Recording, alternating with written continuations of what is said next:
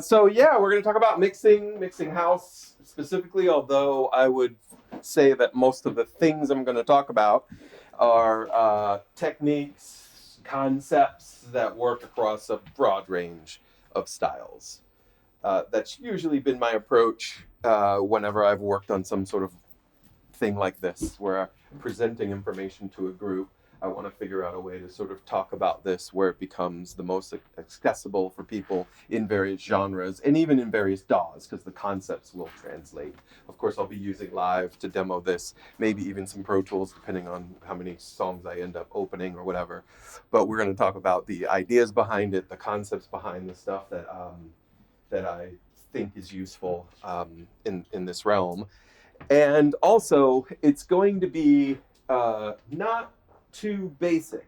So hopefully you guys have worked on some songs before. We're going to talk about, like I was, thinking, what can I talk about that sort of expands upon what folks already know? So we're going to look at some techniques that are a little bit, a little bit deeper, I guess, so to speak. So does that sound exciting?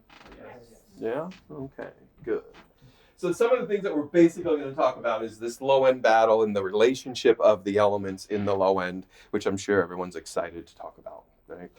I feel like every time I lead this type of thing, start of a semester or a quarter of a class, I'll say, what are you guys hoping to get out of this? And almost, it's always like, well, my low end, And as you can tell, I've been doing this a long time with this hair, or maybe you don't know, but my first house record came out in 1994. So I've been working on house music for an extremely long time. And unfortunately, that battle that goes on with the low end is still something that I deal with to this day. And so what we're going to talk about is some things that I've learned through the years, some ways of approaching that can be helpful to get that right. And then a few other concepts, like this idea around like this shared color or texture. We often think about saturator, but they work on this idea about like harmonics and how nowadays we get from all these different sources. We might get a hi-hat from this pack and a top loop from another pack, and then maybe this here, and then maybe we program some drums here. And so working in this realm of sort of combining the harmonics across a couple of different things in a similar way can bring a bit of a sense of cohesion to things. And I'm also going to talk about that in the concept of the shared sense of space. Specifically, what we're going to look at is some really short, small reverbs, some tight reverbs that give a bit of an ambience or a similarity of a sense of 3D around elements that also sort of creates this like finish polish sort of a thing, that like stuff just seems to make a little more sense together amongst the elements in a song, that this synth, that synth, this sample, this drum instrument, and how we kind of put all that together. And then a little bit of overall cohesion and dynamic control, and also it sort of plays into this idea of a shared shape. So think like envelope. We're going to talk a little bit about that under the concept of like bus compression, which is what it's commonly referred to as like mixed bus compression or even group bus compression, but a little bit about kind of what that does and how it also helps to get elements to feel a little bit more similar.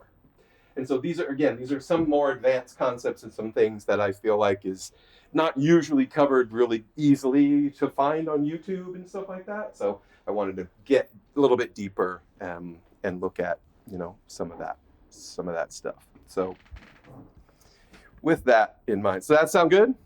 Yeah. Okay, good.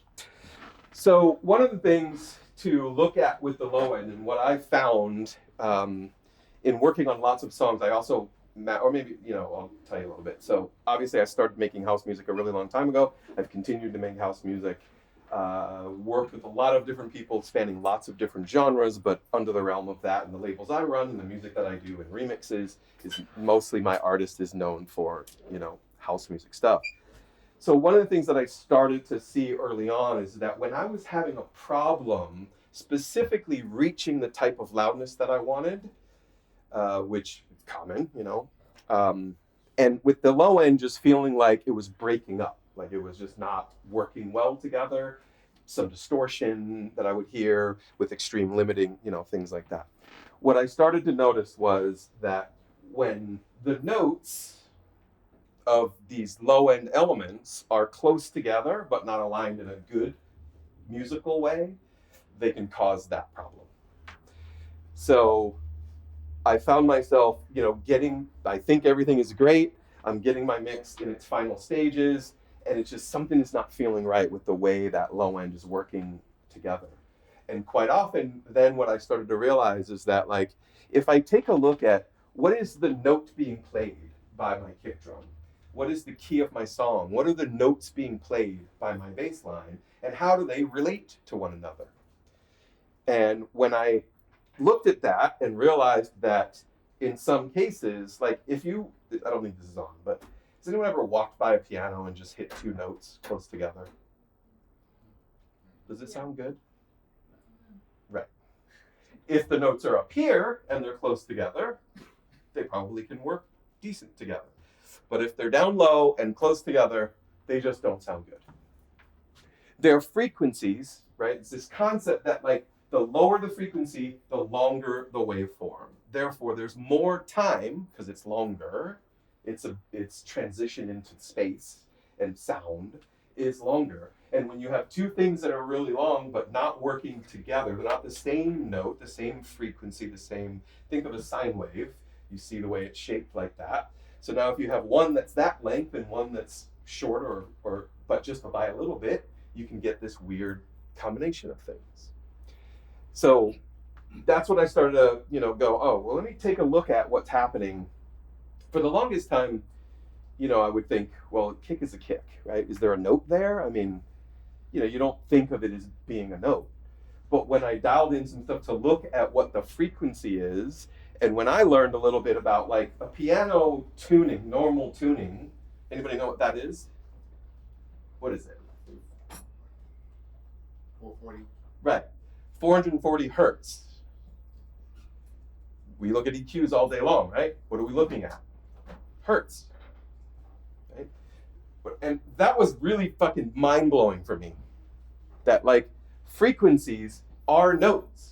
100%. They are 100% correlated. The note of A is 440 hertz, middle A. If you bring that down an octave, 220. Bring it down again, 110. Bring it down again, 55. So when you get to that low area, they are notes. And I was like, oh shit. So when I would look at the note that is coming primarily from my kick and the notes that were coming primarily related in the key of my song and the bass, and I started to see that, like, those notes are close together, it would not sound great. So that's where I started to get into this idea of, like, okay, well, why don't I take a look at that? And I think now a lot of people understand this, right? Tuning of the kick, is that a concept you guys have heard? Yeah. Right. So, that's a concept that is now fairly readily available for people to look at and to think about. And then what I do is I'm going to show you a way that makes it easier to do it in Spectrum. Okay? So when we take a look at this, we have this song. This is a song that I mixed for a client. We can play this a little.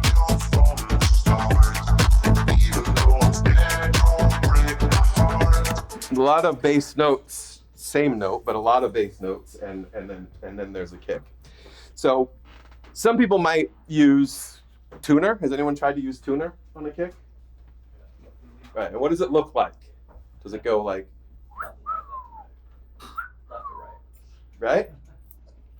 Left to right? Is that right? Yeah. Or other way around, right? So what we have, what that shows us is that the kick is made up of a pretty wide range across the frequency spectrum. The faster stuff is higher, so the note shows, the tuner shows higher. And then as the lower note continues, because as I said, we know that lower is longer, then that's where it's picking up that lower note and it just dips back down, right? So tuner becomes pretty useless when I'm trying to deal with, like, where is my kick in relation to the kick to the rest of my song, because it's going to give me such a wide spread here. So what I will do is tune up a version of Spectrum that I'm going to look at this bottom stuff right here. So that range.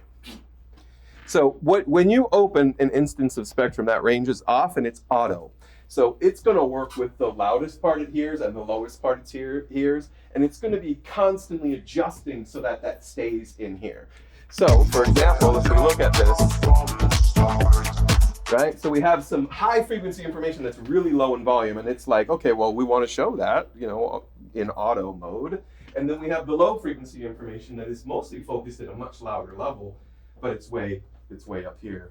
So if I dial this in and I take it out of auto, and basically these numbers is corresponding to this side of the screen. So I'm saying, I want you to focus on, in this case, I think it's set to -1. Is that right? What does it say? -5? Oh, I gotta fix that. I wanna say, just focus on this part, right? Because I'm not worried about that. It's my low end that I'm really looking at here. And what you'll see when I do this is that I will get a much more narrow and focused view on what that note is from my kick. Where is that low end there? So here I'll go -1 to about -20, let's say. Not 120, let's just go -20. So my screen is just going to show me what is happening there.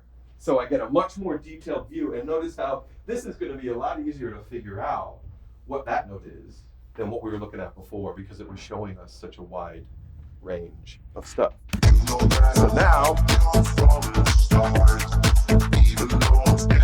so when I hover over the center, hopefully you guys have tracked this happening, down in this left, I can see the note. Well, I can see the frequency as well, but importantly, I can see the note.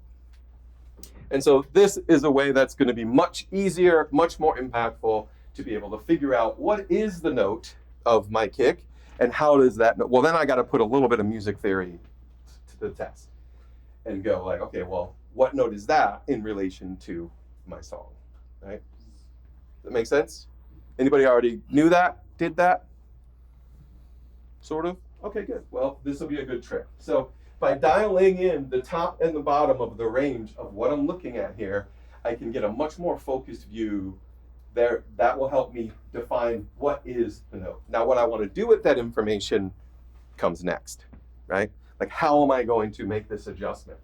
Now, one of the things that on this particular mix was, I was, just like I was talking about earlier, I was having a hard time getting this right.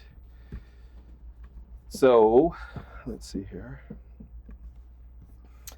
This came down -2. So what we were looking at was G sharp was the note that it was showing me, which is more related to where this sits with the key of this particular song.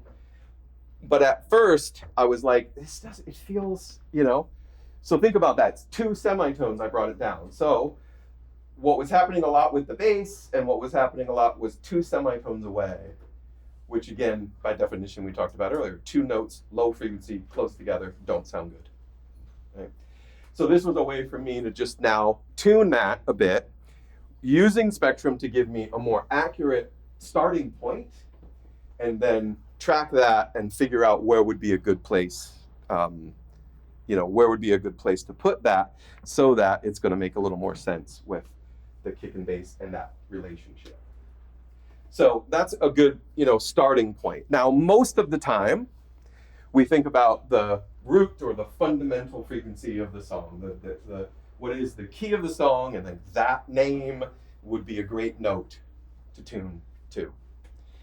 But let's say I started this like this case, and it's like, oh, this is the perfect kick. It's got the tone that I love, but it's far away from the fundamental. And if I tune that way too much, it's going to change so much of the tone that was there that I might not like that, right? So sometimes looking at it and putting a little music theory hat on is like, okay, well, if we think about low frequency information, close together doesn't sound good. So if we think about the key of our song, the scale of our song, the third might work, but it's still a little close together. But the fifth could work really well as well. So sometimes, depending on where my starting point is on my kick, if I've picked my kick and I think that's perfect, and then when I put a little evaluation on it, if I start to feel like, I don't know, something's not right, I can look at that and go, how far will I have to tune it to get it to the fundamental? That's a great starting point in a lot of cases, but it doesn't necessarily mean that that's the only place that's going to work. Especially a song like this, where I have a lot of that fundamental already. Right? There's a lot of that note happening, that it might become too much if I have them both right there. But that music theory relationship of the 1/5 can work really well together. In fact, it works so well that the 5th note of the scale gets its own name, right? What's it called? Perfect 5th. And so I look at that and I say, like, the way I explain it to people is because it goes perfectly with the 1. They're so well harmonically related that they almost don't sound as different from one another as like the 3rd and the 1, 4th and the 1, 6th and the 1. If we think about our scale divisions, just playing a scale. Right? So that opens up another little world here that is possible for me to do it. Of course, most people will look at this and just, think the root of the song, obviously that's not going to be a bad choice.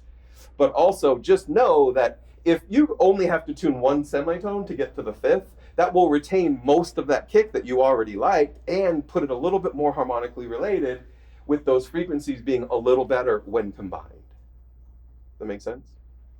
So that's a little bit of a trick to think about how to manage with that kick relationship and how that plays into what note it's playing, the key of the song, and what notes the other main element on the low end is playing. And so that's, a good way to do it. There are a lot of kick samples nowadays that come with key information. So, oftentimes that's awesome.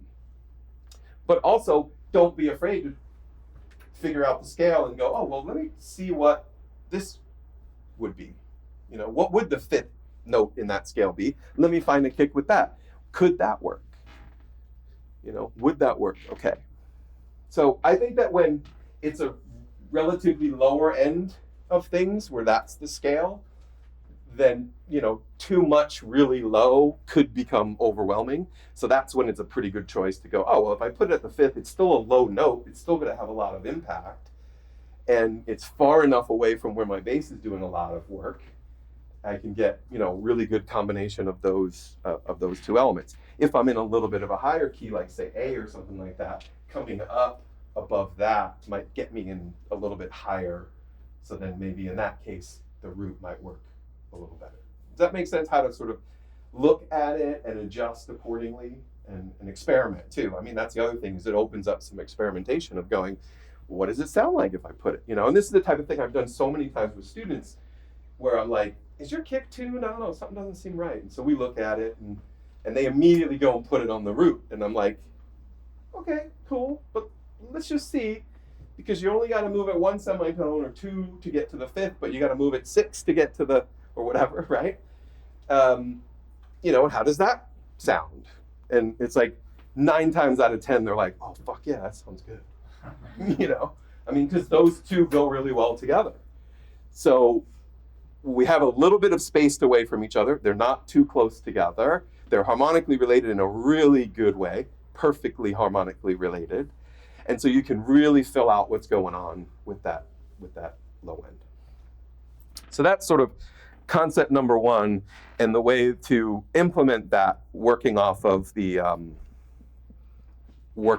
spectrum. So you want to see that one more time? It's down here, this range.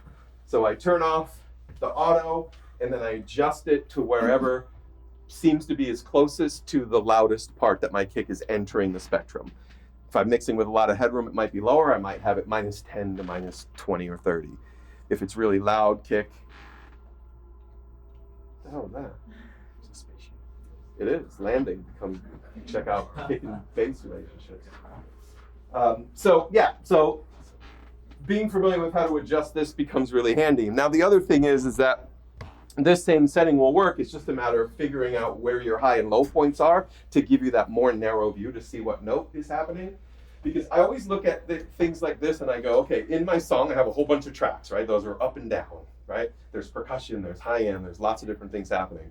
And at any given moment, there is a chord being created by everything as it combines. And what is that?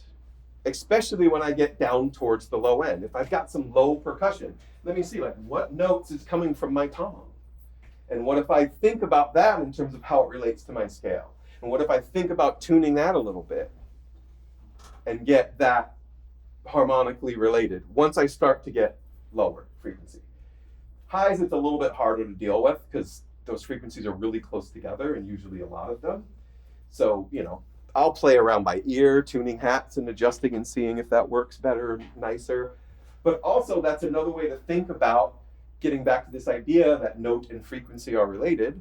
So if I have a hi-hat and I think to myself, and this has happened all the time with students, I'm like, your hi-hat seems really focused in the mid-range, and yet your reference has a really bright hi-hat. And they're like, oh, should I get some EQ? I'm like, sure, but why don't we try just tuning it? Let's take where that frequency is and shift it, tune it a little higher, move it up so that we're putting it a little closer to the range that you might want. So I'll do that all the time with percussion stuff. I'll go, oh, this clap is cool, but it feels a little warm and dark. Can you show us? I tune that up. Doing that? Yeah, so when it comes to stuff like that, I can go, let's take this, well, I know I have a hat in here somewhere. Where did it go? Up here. It's kind of a loop, but you'll get the same idea. So this has a lot going on, so it's not really going to tell us what's happening, but let's say on this, I'm boosting some high end. We can see some EQ, you know, happening here.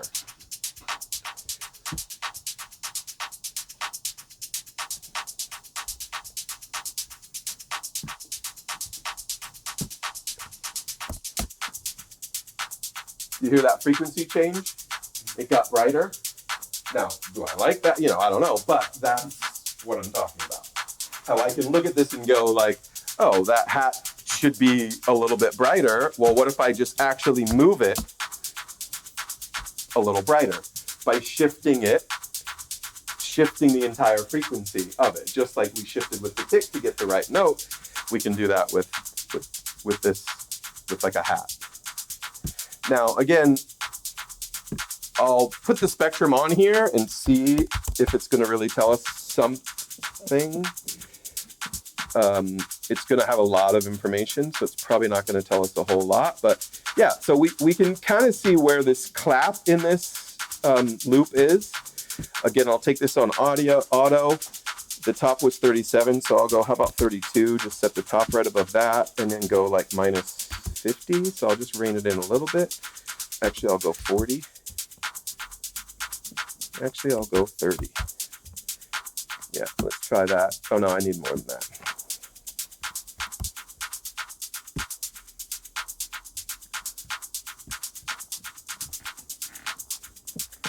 So I can see I've got this energy right around here at this F. And you know, like I said, there's a lot of these frequencies, but I do see something strong right around in here at about this B.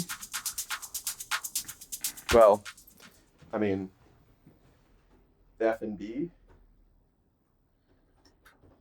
So it's not quite a fifth apart, but it's close. But let's say this clap was really prominent in the song and I, you know, wanted to shift that. I will look at where I'm starting to see some emphasis and think about even on a percussion or a hat and think, well, if I was to tune this, would this help and get these two emphasis areas or frequencies a little closer to stuff that's in my day of the song that makes a little more sense? Like I said, usually with high frequency stuff, I'm kind of just adjusting by ear. I'm thinking, do I want it brighter or darker?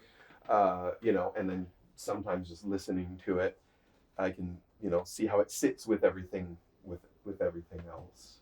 Kind of thing. Does that make sense? And the last part I said, how it sits with everything else, I think is also really important because, you know, these frequencies are in the song itself going to be related to all of the other frequencies from all of the other elements. So if I was going to choose to tune this, I might look at this and see what makes sense and what might work a little better based on the kind of frequencies that I see coming from that element, which in this case happens to be a hat. And I might play around with it a little bit, but I'm also going to go and listen and play around with it in the mix itself, not just in solo. In fact, when I'm mixing, I spend most of my time not in solo.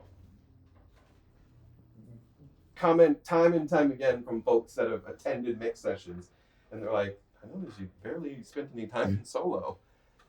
And, you know, because that's what matters, is how these elements work together. You know, if I'm soloing all of these and going, oh, I'm gonna make that sound perfect, and then solo this and make that sound perfect, and then solo this and make that sound perfect, and then I listen back. Has that ever happened to anyone? I noticed some nodding and smiling. Because yeah, it happened to me too, right? It's like I'm so focused on this and making this where I think it should be, but how does that relate to everything else? So I do, you know, I would finalize this adjustment in context of everything else and go, even though I think this might be a good choice or somewhere around there might be a good choice based on what I'm seeing, I'm going to verify that and go like, does that really work better?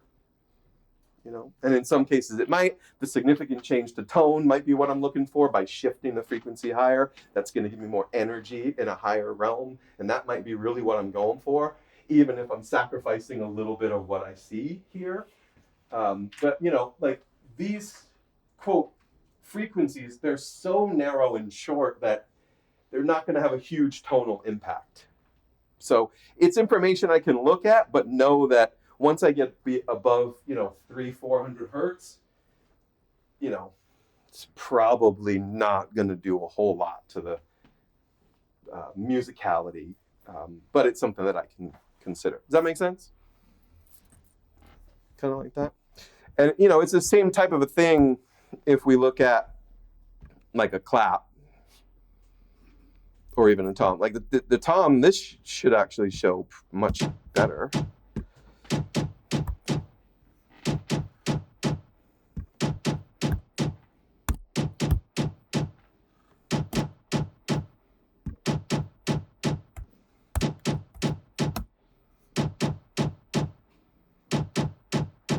So I got some information there around this G, around this D. Based on where I tuned the kick, I probably would have brought that up a little just to go, all right, well, we know we had that G sharp on the kick. Probably if I put that up there, it's, you know, basically this is going to be like 2 octaves up from where I have that kick. Because it'll be, you know, a couple, 2 times the frequency away. So that might have been a good choice to do on this one. But like I didn't do it, and it still sounded good in the mix. But yeah, this is how I'm going to look at this stuff and evaluate it, and how that little tweak to using Spectrum makes it much more powerful to get the information that I want. Then I can decide what to do with it than it does using Tuner. Tuner is great if you are playing a guitar or a bass, because that's what it was designed for. So you turn that on and you can tune your guitar or bass to it. It works great for that. It's not a great tool to be able to adjust the various elements in my mix that I want to think about their harmonic relationship based on the frequencies that they have. That make sense?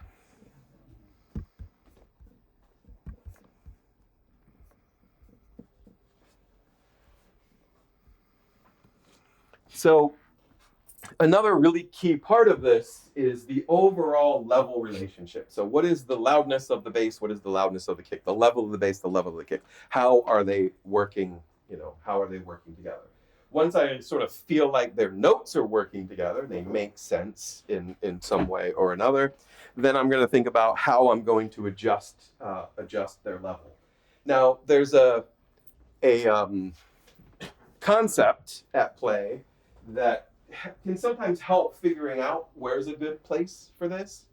And that's the idea that when 2 notes at the same level combine, they will increase by 3 dB. So let's say I'm looking at some note and it's leveled here, and I have my bass about here and my kick is about here. When they're leveled equally to one another, their combined will come up about 3 dBs. Right? So sometimes it's as easy as just looking at what is the level of my kick, what is the level when I add my bass to it, or what is the level of my bass and what is the level when I add my kick. And when I say like what is the level, a really simple way is to just even look at what's happening with the meter on the master. So let's go ahead and solo. Whoa, what just happened there? Let's put that back. Let's take a look at this kick. I'm going to turn off all of this type of stuff here.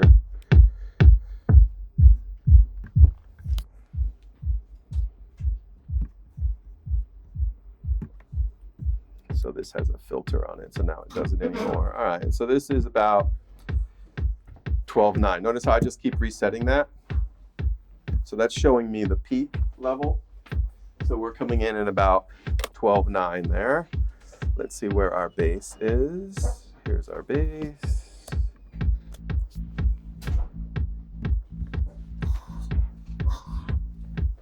So this is coming up about 3.5. Right? Just a tiny bit more than that. So that's a pretty good starting point to figure out, like, well, how do I level these two elements together?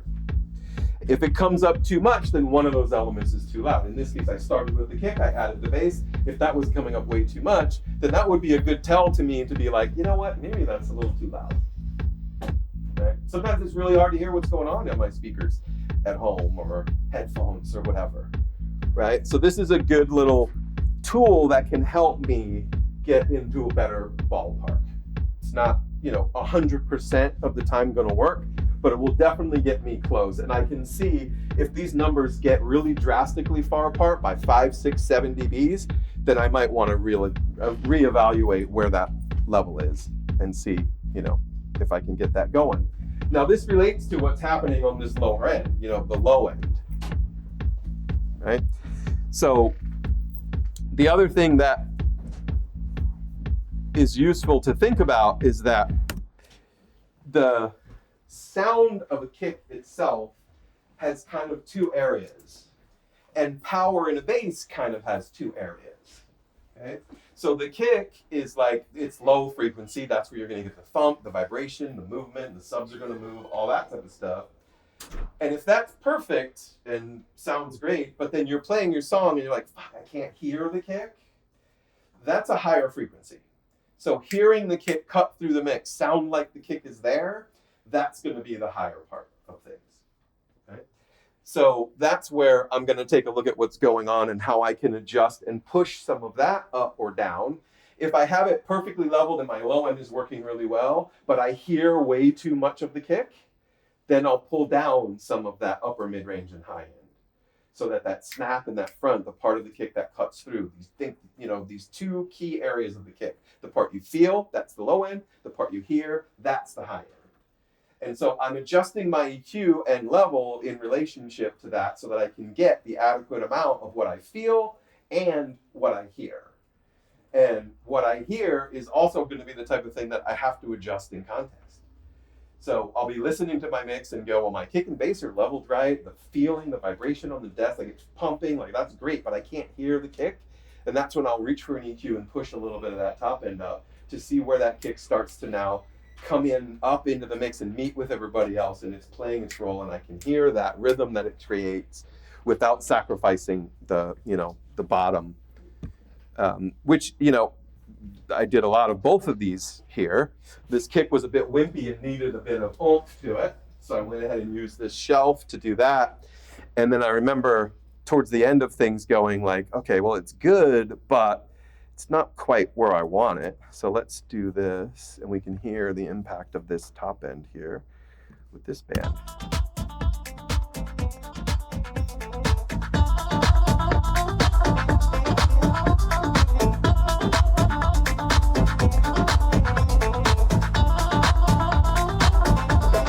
Huge impact, but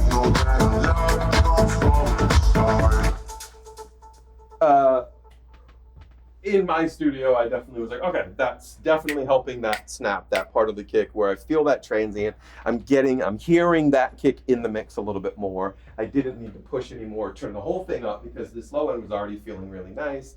I had my nice level between the kick and the bass.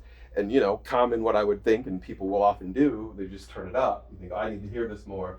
And then if you go back and take a look at what's happening with the kick and bass combined, that's when you're going to get, a much bigger number when you put the two together. So I'm thinking about that when it comes to the kick. So Where's the part that I feel? How is that sitting with everything, with the song, with the bass, and with the overall kick sound that I'm going for? And then how is it cutting through the mix? And so those frequencies are pretty far apart. So it's, general ballpark, I think it's, to me, it's somewhere around the 5K, 2K, 3K, 4K. I usually start at about 5K and boost that kind of wide, just like this, kind of crank it up, listening to the whole mix and go, at what point does it feel like I'm hearing the kick too much? Back off a little bit. And that's usually a good place to go. Now, I mentioned the bass. Does that make sense about the kick stuff? Yeah. So I mentioned the bass, and the bass also has two key areas that contribute to how you hear the bass. Of course, the low end, right?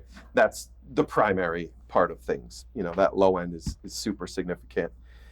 And we've got our low end leveled pretty good on this. And I think all my EQs and stuff came off on this. Interesting. I guess that got flattened. But I can show you kind of what was on there. What I had on this bass was a significant boost somewhere around this 300 range. So somewhere around in here, it's the type of thing where, again, where I'm thinking to myself, I feel my bass enough, the low end, the sub, sounds good where I want it, but I'm not really hearing the bass as much. So it also has a part that you hear and a part that you feel. They're closer together, but think about a couple octaves up, that 300 range, 200 sometimes, but somewhere in there where that bass now starts to be heard and felt in a good way, the same way we got that kick to be felt and heard. It's just the frequencies are a little bit farther apart for the kick. But that's some key elements to think about when it comes to that bass. Now, you've probably heard about putting saturation on your bass. Yeah? Right. And what that does, if you look at it on the spectrum analyzer, is you'll see your bass somewhere down here, and then you add distortion, you'll see a bunch of other bumps, lumps, harmonics, other areas of frequency. So when we combine a low part of the bass and we add some harmonics, quite often coming from adding something like saturator, distorting the bass, we see more of this energy up in here, a little bit higher, and that's where we get powerful bass. That's where we get this combination of things where bass and low end works really well together. If all we do is open a instrument, whatever it is, let's say Serum, and turn on a sub oscillator with a sine wave, that's going to be round, it's going to be fat, it's going to be full, going to be subby, going to be awesome, and then you play it in the car and all you hear is bass. You don't actually hear the notes the bass is playing or the rhythm of it, you just feel it. So if that's the case, then I go, well, how can I get more information up here? This particular bass came in already with a bunch of harmonics being generated from distortion or even other oscillators. And I just emphasized that area a little bit more to, bring out the audible portion of the dome, dum dum, dum dum, dum dum, the rhythm of it. I could hear that a little bit better rather than just not getting a lot of rhythm out of the really low frequencies. You just sort of feel that. I wanted to hear a little bit more of that rhythm. So I was working in an area above, a little bit higher up there. So how about a little side note on making basses? Okay. So how about this? Serum sound good? Let's put this somewhere in here. Let's just make one. Okay.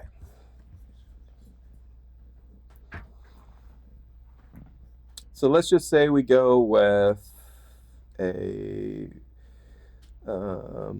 even just basic shapes. Let's just go with basic shapes. We have a sine wave here.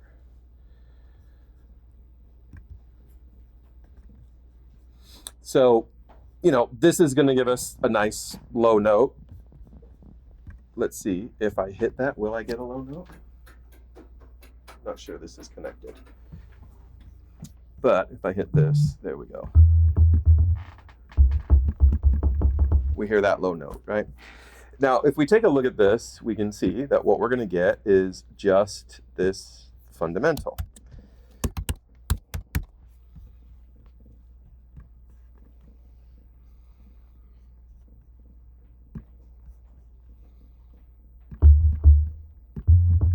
That's even high, so let's go -1 on that. How about that? You guys like F? It's your favorite. Right, so I'm going to take this off auto so we can see. Let's go -1 to -20 to start. Let's see how that looks. Yeah, so let's reset that.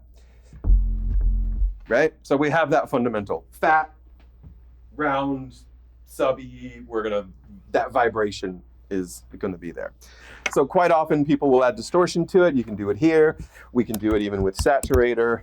Let's just see how that comes in. And again, that's the example. I mean, I think this is something most people are fairly familiar with, but what we'll see here is we're starting to get a little bit more of these harmonics. I'm gonna bring this output down to match so it doesn't get too crazy loud. I'll probably have to make this -50. Let's try that. So see, now we've got more of this going on up here without the saturator. It's pretty solidly just there. And then we add more of that here. Notice how we have this really strong harmonic coming in up here, right? So that can be super awesome, can work really well. So this harmonic that we heard, that is C, right? Anyone know the relationship between F and C? Right? So like, that's right there. It's like, oh, well, no wonder that fucking works. Like, you know, this hard clip, I guess it's on, analog clip, that saturation that it's adding is adding the fifth, which is, you know, pretty awesome to add that in there.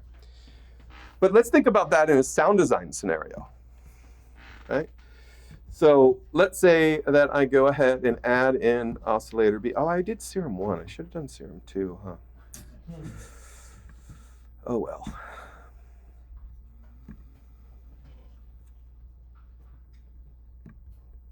So if I bring this up 7 semitones, no random on the phase.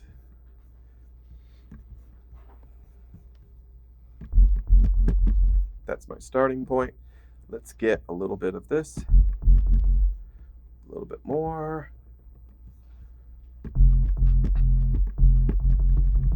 Might arguably be a little bit too much, but we go, all right. So I've just added a clean version. So no distortion now, but I've added that fifth. And that combination is going to spread that bass out of a much wider range, give it more power.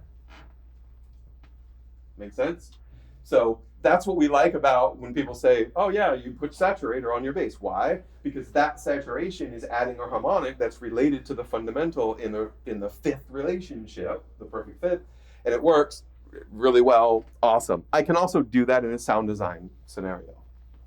Okay, now you want the advanced version of this? A resounding yes. All right, so let's switch these back. Let's use the sub oscillator at -1. Let's put this one at 0 and turn this off. So we should be back to the same sound, but this is too loud. So let's bring that back down a little bit.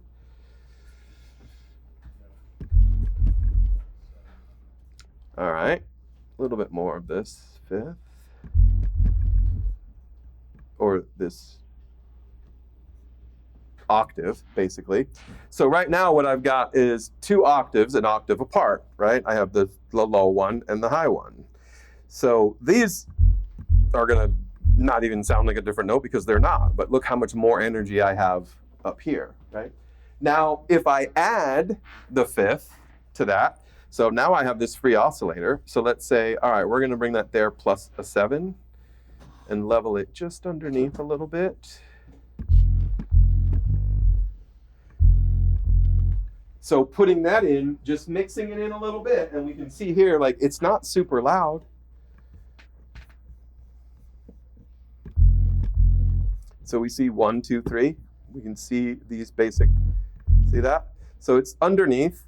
I can play around with this and figure out where I want that to be, where I want this to be in relation to the fundamental. But that's going to be a much more powerful bass because it's taking up such a broad range. And mixing in a little bit of that fifth on the low end is like this psychoacoustic thing that will fool you into feeling like, oh, it sounds like there's a whole lot more sub. And that psychoacoustic thing is so powerful that the bass will still sound pretty powerful without the sub in it. Now, if I take the fifth away, that sounds narrow and wimpy and sounds higher, right? But when I add that fifth in, notice how it feels lower? So that's how powerful that relationship can be. And when I combine that with where my fundamental sits, now I've got a rip-roaring bass that's just taking up so much more information down here from a sound design level. Now, if I wanted to make this even bigger, let's say I saturate that again, right? So now I'm putting intervals of 2 notes an octave apart plus the fifth. So this is a really powerful tool to make these basses. The interesting thing about this is there was a bass that I created in about 1996 off of a keyboard that was sitting in the studio. I made a bass and I was like, this is dope, but I didn't own the keyboard and I was like, fuck, so I sampled it. Named it Bomb Bass, right? Now, Bomb Bass got shared with a lot of house producers through the 90s and 2000s. And the conversation we would often have is like, fuck, I can't stop using Bomb Bass. I'm like, I know, right? Like, it's the perfect bass. Like, you works all the time. You filter it, it's deeper. You unfilter it, you play it fast. It sounds like a live bass, but it's fat. Like, it just works, right? And it was like a year ago where I was like, I loaded the sample up and it didn't sound good in my sampler. And I was like, fuck, what am I, let me just see what's going on. So I put Spectrum on it and I looked at it and I saw what we just built right here. And I already understood this concept. And then it just clicked for me that, like, the bass that's the favorite amongst me and all my friends works across a wide range of genres. If you want something fat and round, works because of this concept. So I was like, I don't have to use that sample anymore. I can just build it.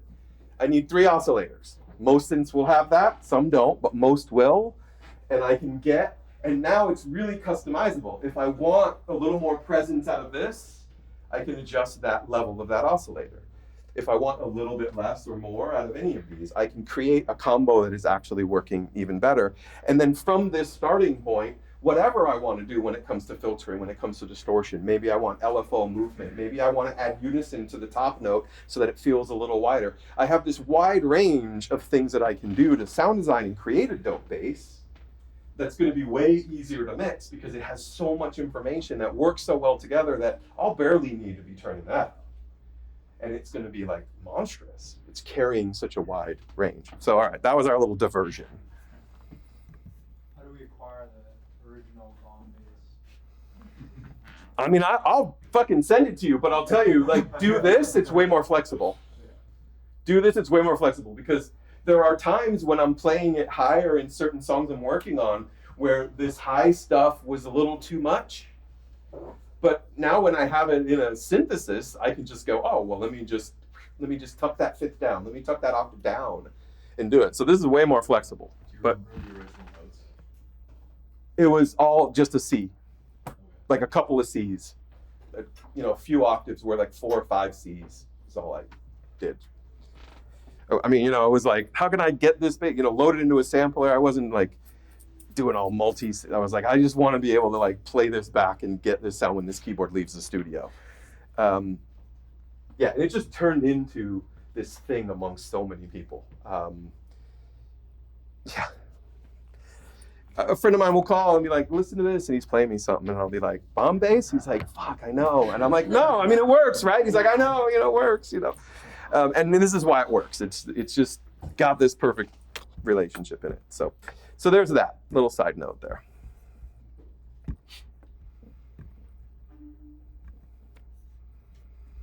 So when it comes to the level control stuff that I was talking about, this particular bass, there wasn't a lot of different levels. It's pretty solid, pretty, pretty leveled out, pretty consistent. This, apparently I flattened it this afternoon, I guess, because I had a bunch of cool stuff on there to show, but the idea is that like I'm going to think about the level over time. So think about, in other words, what's called dynamics. So a loud note, a low note, a loud note, a low note. And one of the things that I'm always trying to do is to get my bass to hold its position. When I put it somewhere, when I bring that level up and I get my kick right and my bass is playing, the last thing I want is some note to be like way loud and some note to be like way low. So some dynamic control on that can help me. Now, depending on your room, your headphones, you're going to play different notes in your bass line and it's going to sound louder and lower. That's the nature of physics of sound and how everything is built to translate sound from headphones to speakers to rooms and all that type of stuff. So there is going to be something there. But that's where when I can look at some level and see, like, I hear this note being really loud, but technically I can see it's the same level as everything. So that's probably just something related to my listening environment in some way. But if I'm looking and I see a lot of level variance in here, then that's where I can get in and do some dynamic control, where I can set, some, like a compressor basically to control those dynamics. Now the thing about using compression, here's where we go into that more advanced realm here. The thing about using compression when we go to low end plays into a concept that we've talked about before. We talked about speed of frequency, right? The lower frequencies are, this is a quiz, are they longer or are they shorter? How many people say longer? Yes, they're longer. Now, we think about compression, there's settings for compressors, attack and release. And those are in a time division, right? Milliseconds. That's a time division. So if I'm trying to set a compressor to adjust for something that is already inherently longer, I might use a little slower attack or release, mainly release. But yes, attack and release a little bit slower when dealing with low end. Now, okay, so what happens if I'm faster? Well, what happens is I increase the harmonics or distortion. So if what you're going for is a bass that wants added harmonics and added distortion, try to use a faster release. You'll notice it will start to break up, and I'll even put it on here in a second, we can hear that. If I want general level control, a little slower on my release will work. Now we saw in my serum, we saw that sine wave, right? So that cycle, one cycle is why did the word just leave my brain? One cycle of that oscillator is going to take a specific period of time based on the frequency and the note, and the lower notes take longer. And when you get to about, say 40 hertz, 35 for the lower end of things, those take upwards of 50 milliseconds, 30 milliseconds. At 50 hertz, I think is 30 milliseconds. That's the length it's going to take for one cycle. So if my release time is faster than that, like the default compressor setting, if you open live, it comes with a release time at 30 milliseconds. Did I type that right? No. Right? It's got a 30 millisecond release time. So that is just about the limit of the lowest frequency. In fact, it's a little faster than the lowest frequency. So again, back to this. We have this sine wave.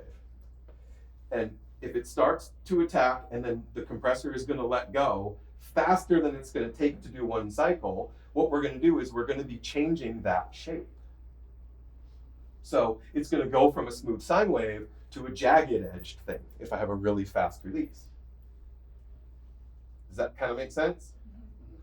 Because that's the springboard for what comes next. Okay? So you have this sine wave, your low end information. Might not be a sine wave, but the point is the low frequency has a particular length to it and time. And if I'm faster than that, I'm going to change that shape. Now, if you're sound designing, we saw 2 sine waves and we could create a fat bass, but it's a round, soft bass. If I want an edgier bass, what do I normally do? I change the shape of one of the oscillators. And so when they combine, I have my round one, and then I've got maybe a triangle or a square, and that combination isn't going to output a smooth sine wave, it's going to output a jagged one when they overlay, right? So that's the same thing to think about when I'm compressing my bass. Is like, okay, do I want to be adding more texture, harmonics, and distortion as a result of my compression, or do I not? Do I want to do that in its own separate stage, whether it's oscillator based, whether it's compression, saturation based, so I'm aware of that, and then I can use it to my advantage. A really fast attack will help bring out a little bit of distortion. You may have heard of like the 1176 compressor, super well-known, one of the most famous compressors of all time. The fastest release on that is 50 milliseconds. People say works fucking great on bass.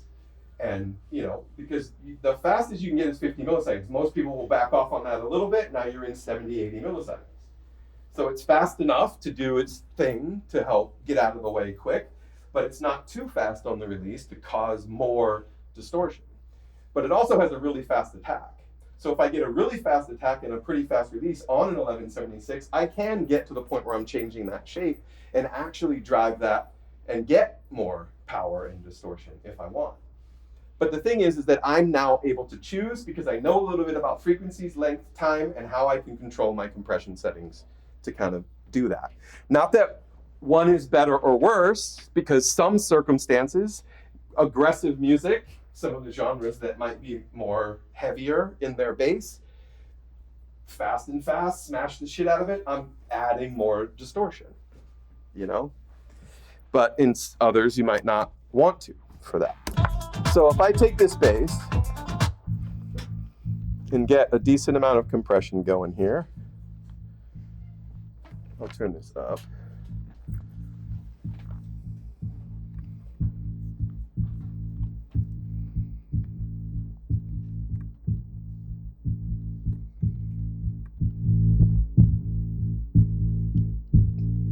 That actually sounds pretty good with that faster release. But if I go really fast, oh, sorry, I'm on RMS. There we go. There's my distortion. Okay, so why did that change? On this compressor, these buttons here are the speed at which the incoming signal is evaluated, whether it's average or peak. So by definition, peak is faster, average is slower. Make sense, right? Like you can't be faster when you're averaging because you need some to come up with an average, so it's slower.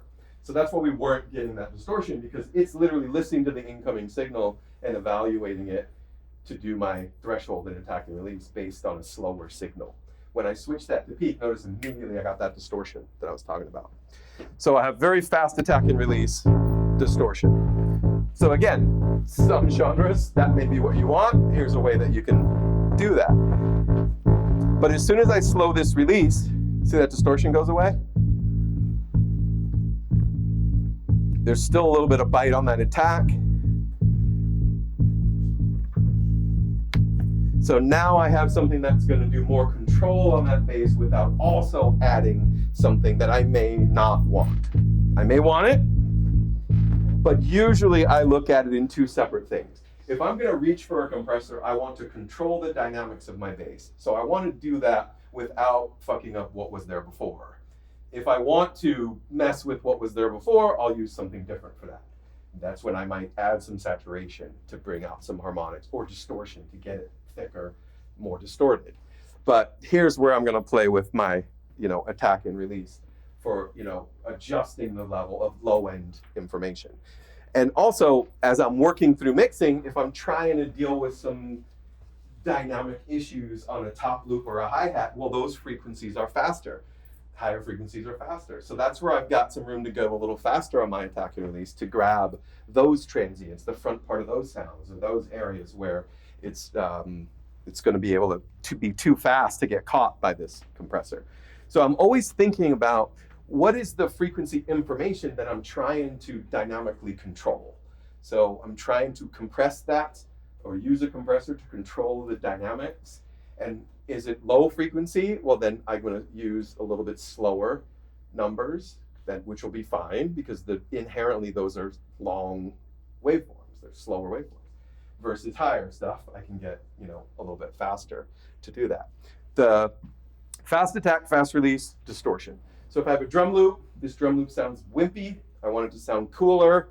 Fast attack, fast release, bring that threshold down, dry wet that a little bit. Now you got some nice, really cool distortion stuff. So how about we try that?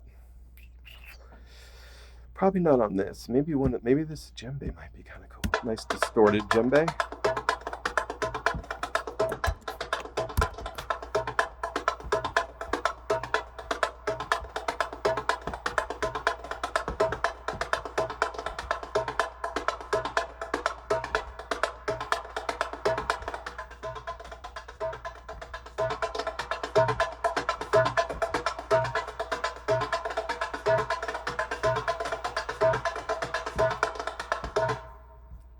So here that way that now has like all this texture and distortion and stuff in it. And in the mix, it'll probably sound cool like this, I'm guessing, but it's also going to be loud. So let's try this.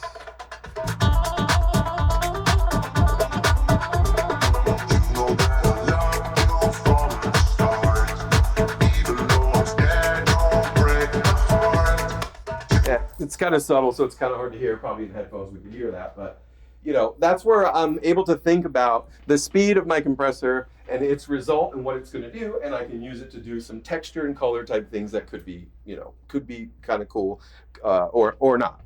The often talked about term of the New York drum bus compression, where you have like a bunch of drums and then you do some parallel compression. It relies on this fast attack, fast release, often associated with the 1176, which is a pretty fast attack.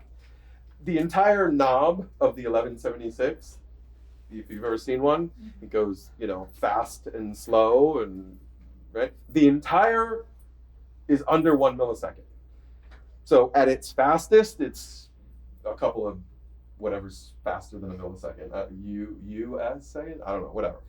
At its slowest, it's 0.8 milliseconds. So like, it's fast. Doesn't, you know, you might go, oh, I'm gonna slow that down. No, this is not really doing it. No, it's fast, the attack. But that's what can be really good. The release time is pretty fast, 50 milliseconds. So you go fast attack, fast release, crank the shit out of that, you get that distortion. That's the thing that people will often, you know, people made plugins called, you know, they're just set internally like that to get that sort of thing, to add that type of distortion and texture, usually done in parallel. So you have your main thing, and then you're getting this distorted sound that is either in a chain with its own level or on a return with its own level or something, and you just sort of mix this dirt in and decide how much of that, you know, you want. For any that makes like lo-fi or down tempo or hip hop or anything like that, try that parallel. Take your drums, distort the shit out of them, and just sort of start to mix them in a little bit, and you'll immediately, your friends will be like, where'd you get that drum? What vinyl did you sample that from? You're like, no, I added that grit using some parallel drum bus compression. So yeah, so that's kind of how that works. So one other tip with our kick and bass, as we kind of jump back into the concept and the order of which I prepared this, is the lowest of the low frequencies. Now, we've already defined earlier and talked several times about the length the low frequencies are, longer, right? So if I think to myself, I want a tighter kick, if I want a tighter bass, if I want to hear more of the rhythm out of my bass, one of the first things I'm going to do is see what happens if I pull out some of its length. That's the lowest of the lows. So what if I run a filter up, slowly bring it up to 30, 35, maybe even 40, depending on what's happening there, where I take out some of the lengthier parts of that entire bass sound. It's going to tighten it up a little bit. Does that make sense? Now that we've established that whole length thing and frequency. So if I'm listening to something and I'm going like, the kick feels kind of long, I could go in and edit every single kick and fade it out and shorten it. But that may not work, and it could work sometimes. But one of the first things I'm going to do is see what will happen if I take out some of that lowest of the lows. And usually, immediately, someone is like, did you turn up the kick? It's It just feels like it's there more by removing a tiny little bit of its length. And that length comes from the lowest of the lows. Now, again, that is a technique that if the question comes up or the problem I'm hearing is like, I want a tighter low end. If I want to hear more of the rhythm of my bass, that would be another one. Let me see what happens if I pull out some of that length. That sluggish low frequency that's just going to linger every time I hit that bass note. And if I pull that out a little bit, I'll hear more of that bass note, of that rhythm. Right? Now, that plays into this overarching idea that, like, to me, the power, your low end power that's going to translate and sound fat and full lives in that 40 to 80 range. That's where the focus of your low end should basically primarily stay and be. So if I have a particular sound that has a lot of energy below that, it usually will be beneficial to that sound to just sort of pull a little bit of that out. And so when I say pull a little bit of that out, I'm talking about using, this general filter, not the ×4. So the regular generic, filter there. And sometimes even just using a shelf. Like let's see, if I turn this off, let's say this was a bass and I wanted to do some of this. Maybe I'll have this at 35 and just kind of see what happens. Notice that gentleness of this slope is only pulling out a few dBs until it gets down to 20 hertz, right? So that really excess long stuff. Another sort of side note is I pretty much very rarely ever will use that, the ×4 filter. Reason being is that what it takes to make that drastic of a drop off has a bad impact on the phase relationship of the low end. So the frequencies right around here start to not be traveling together or in phase, right? I want my low end specifically, again, it goes back to that concept. The low end is longer. It's going to take up more space and time. And if I'm sending them through and combining them on a master, not aligned with one another, working together, it's going to become harder to get that mix right. So if I'm dealing with the lowest of the lows, I'll stay away from that. And if you want to think about order of operation, shelf, soft filter, this, we don't have a 6 dB slope. We have 12. That's the other one there is a 12 dB slope. And I will rarely ever need to get to a 24 dB slope filter. There are circumstances when I'm like, wow, I still got to get rid of some shit. And so I might need to do that. But usually I'm accomplishing the goals using a 12 dB slope filter. So if I switch this back, something like this can often be good for basses to solve the problem of it feels a little sluggish. I want it a bit tighter. But really, to me, the way I can sort of like layman's terms almost is like, I want to hear that rhythm more, that kick and bass relationship. It just doesn't feel like I'm really getting all that time I put into figuring out where the note should sit and in relation to the kick. I'm missing some of that rhythm that I spent all this time on. And if I pull just a little bit of that extra length out, I can get that relationship back while still keeping that power in there in the range I was saying. Like if I have all that happening at 40 to 60 hertz or whatever, it's going to be plenty powerful for any situation with low end, especially if I've leveled them right, dynamically controlled it, the stuff that we've been talking about, and I still feel like I want more of that rhythm. Pulling out some of the length can help bring back some of that rhythm. This particular one, even though I flattened it, I didn't do that on the kick because the kick didn't have a lot of excess stuff. It was already pretty tight. He already had edited it and it was fine. It didn't need that. But it's very common where there'll be a really long kick and lots of bass notes. And, I'll sit with someone and pull out a little bit of that low end and I'm like, oh yeah, fuck, that sounds so much better. It's like very difficult to hear the interaction of those excess low end until you take a little bit of it out. And then you go, now those two things are working much nicer together, working really well. Does that sound good? Is there some tips for the kick and bass stuff that might be helpful? Yeah? All right. So the next concept I'm going to talk about is this idea of shared harmonics, shared texture. I prefaced that earlier by saying how, nowadays we're grabbing different sounds to make our song from lots of different sources, maybe a couple of different sample packs, a couple of different instruments, maybe even a couple of microphones and stuff that we might play. Well, and all of that is going to have its own color that came with wherever it came from. And if I think about how I can use, say, a similar saturation setting or a similar roar. You guys have 12? Yeah, so roar, even just at its default setting, especially on things that are mids and highs. I'm going to give a little bit of a sense, subtle, but a little bit of a sense of togetherness to things, right? Sometimes people will use parallel saturation. So, start using a return track and sending tons of stuff to that.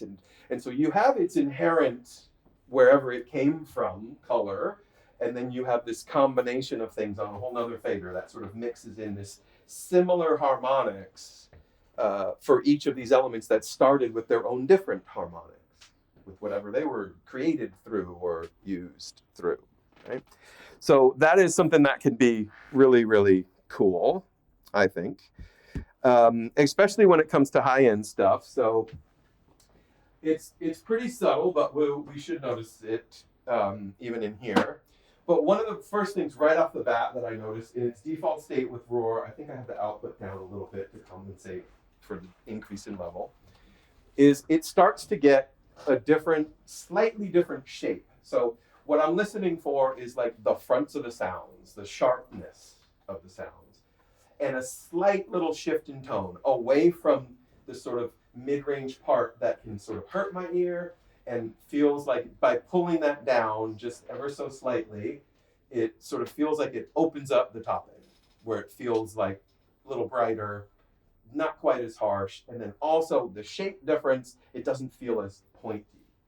And that's the sort of net result that I'm hearing. And it's doing that by some of its tonal character that this thing brings to the table, but also the shared harmonics that it's adding is sort of making it feel a little bit different.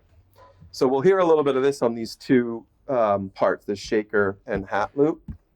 And I'll start off with it in solo to kind of see if we can pick it out. So.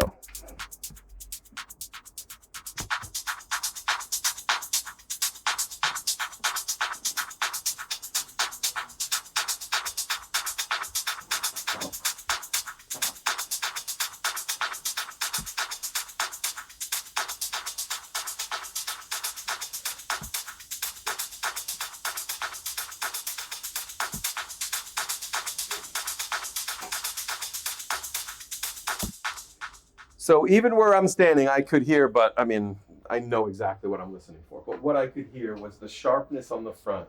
The transients of each of those is now a little bit rounder, a little bit softer.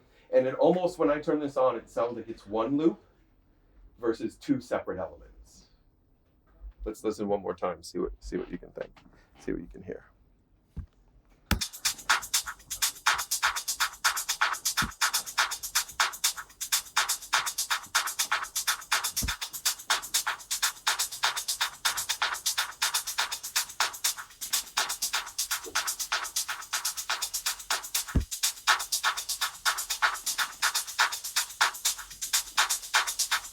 It's a slight bit more sounding like one group of things rather than two separate things.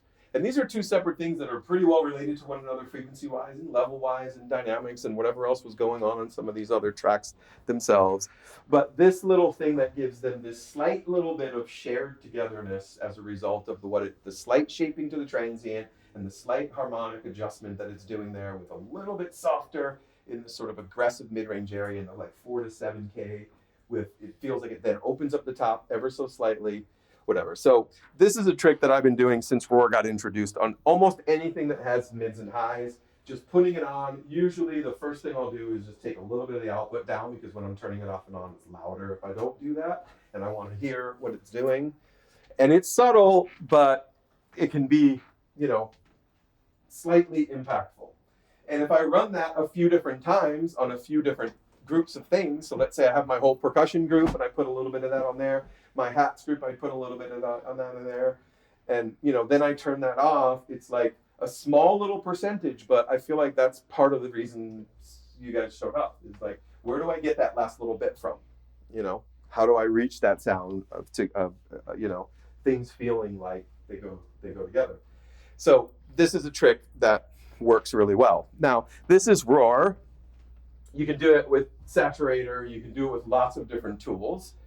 Decapitator by Sound Toys. I mean, there's tons of different tools that work on the plane of harmonics that can give you a shared sense of harmonics. Black Box, I mean, there's so many that are out there.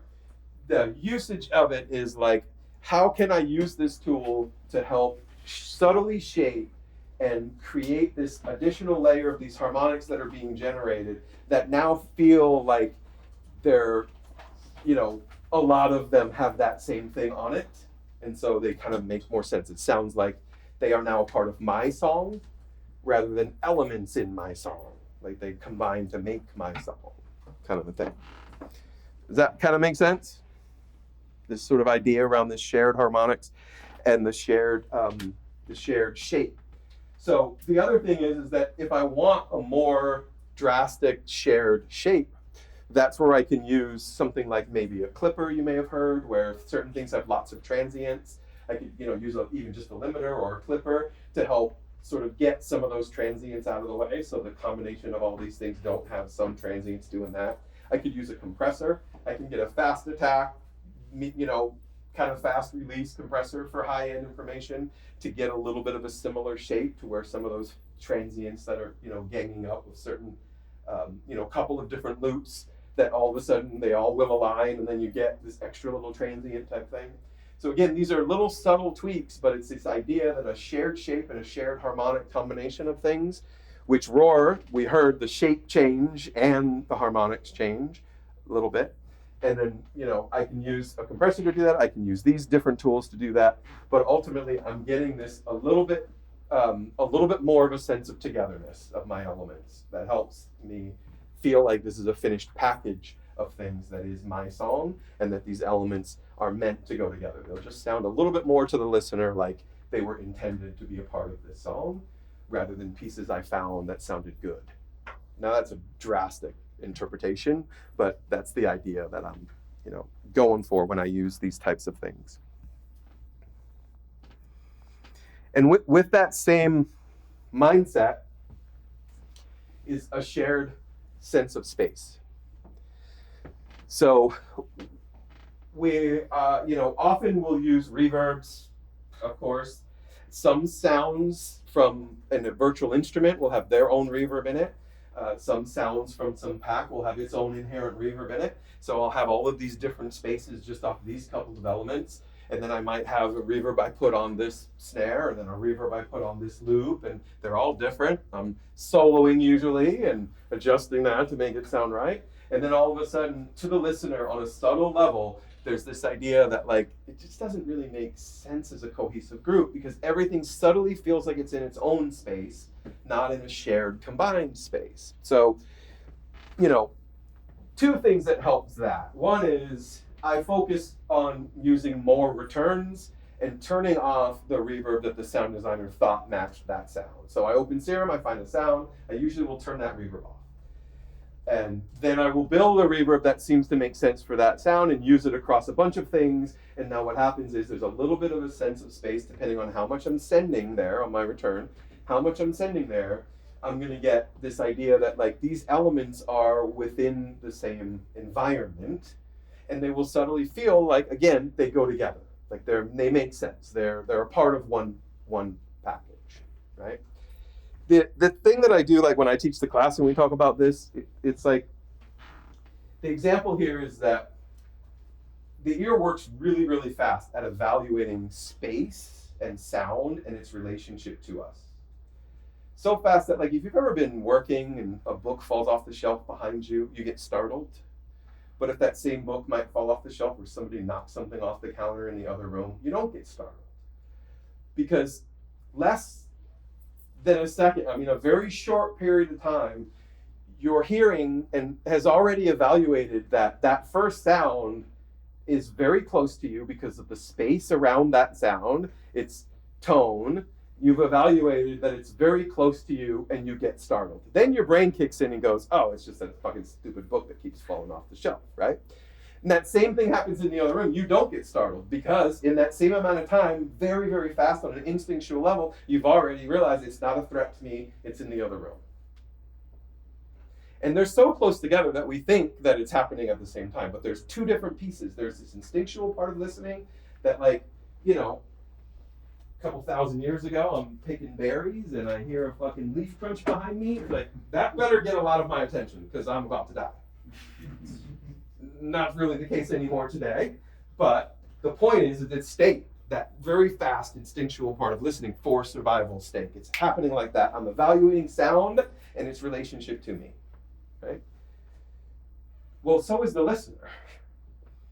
You know, they have that. They can't necessarily describe it. It happens so fast. You play them a song with 9 different reverbs of all different sizes and spaces, 3 plates, 2 halls, and all this stuff, and they're going to be like, yeah, I mean, yeah, it sounds good. Will they be able to say, like, I don't know, man, it sounds like the things don't really go together? No, someone like me will.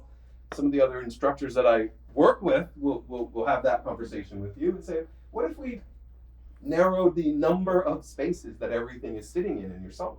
You know, so that's another way that I can create a nicer sense of cohesion and togetherness in my song, to the point where I'll have students come in and be like, today I want to talk about bus compression. I want to glue my song together. I want to talk about glue compression and bus compression and all to get my track cohesion. I'm like, great, open your session. Show me your reverbs. You know, and of course they're like, dude, that's not what I wanted to talk about today. I'm like, okay, but if you are playing it for me in a whole bunch of different spaces, you can bus compress all day long. It's not going to sound cohesive. So the first step on that is figuring out, like, you know, adjusting your usage of reverbs to be a little bit less number of different spaces. Now, on one hand, if you're putting them on tracks themselves and you're using the same setting and just adjusting the dry wet, fine, do it. I don't care. Waste your CPU. We got plenty, right? For me, I'm old school. I like using returns, right? So I use returns, it's easier. And then it's like, it's not just that thing that's gonna have that. I might put a little bit of that kind of big reverb that's on my main lead synth on a whole bunch of things. And so even just a little bit of it, because again, the listener is working really fast to establish sound and space. So I can use that to my advantage, just a little, you know, a little bit. So that's sort of tip number 1 that's useful. And that's one of those ones that spans whatever genre you're doing. Like, that's gonna be useful, right? The next part is this ambient setting. So now if I take this a step further and put a not really identifiable sense of space, but a sense of ambience. Maybe you've seen presets in your various reverbs under the ambience category. And usually we just go right over them. I think 20 years of using reverbs, I was like, I don't know what that is. Don't use it. Too short. Nah, I want a big reverb. I want to sound like reverb, right? And then, you know, people like me, like you've been doing this a while, you start to study some of these guys that make real money fucking mixing records that are all over the world and on the radio and shit. And you look and they're talking about all these small reverbs they're using. You're like, or you go like, wow, those sounds sound so much cooler than mine. It's like I think I got that similar kick and hat and snare and vocal, great singer, great mic, but theirs sound cooler. Why the fuck does it sound cooler? Well, that lives in this usage of these very, very short, very, very small ambient style reverbs, presets, ambience type areas of things. Where what happens is that a little bit of this put on a hi-hat, it goes from the hi-hat feeling like it's just right here to feeling like there's this little 3D ball around it. And if I put a little bit of that on 1 hat, 2 hat, 3 hats, it's like there's this overlap of this little bit of coolness around all of these elements. And what happens is that, like, when I take this ambient setting off, I notice it went away. But when I'm using it, it's not an identifiable space. It's so short that I don't hear it as reverb necessarily. It doesn't have a lot of length to it. So I'll define what I mean by that here. I'm looking at my decay time in the 200 to 400 millisecond range. Very, very, very short. So let's see what I've got on here. Yeah, so my size and decay time. So my size is small on this reverb, and my decay time is 350 milliseconds. So it's very, very short. Okay? So if we see what this ambience reverb sounds like,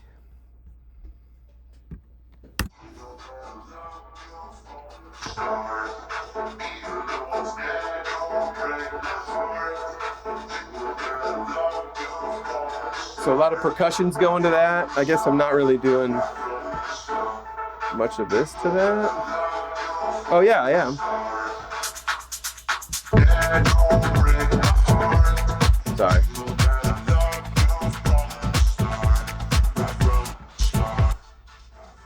There we go. We can hear a little bit of it. Right, so it's a pretty tight space. It's not really a reverb per se. It's, I'm just putting a little bit of this ambience around things. And for those that are sitting in the center, you'll hear that it's just got this little spaciousness to it, but it's very tight and controlled, right? And it's clearly lower in volume, because I have to turn it up a lot to hear it.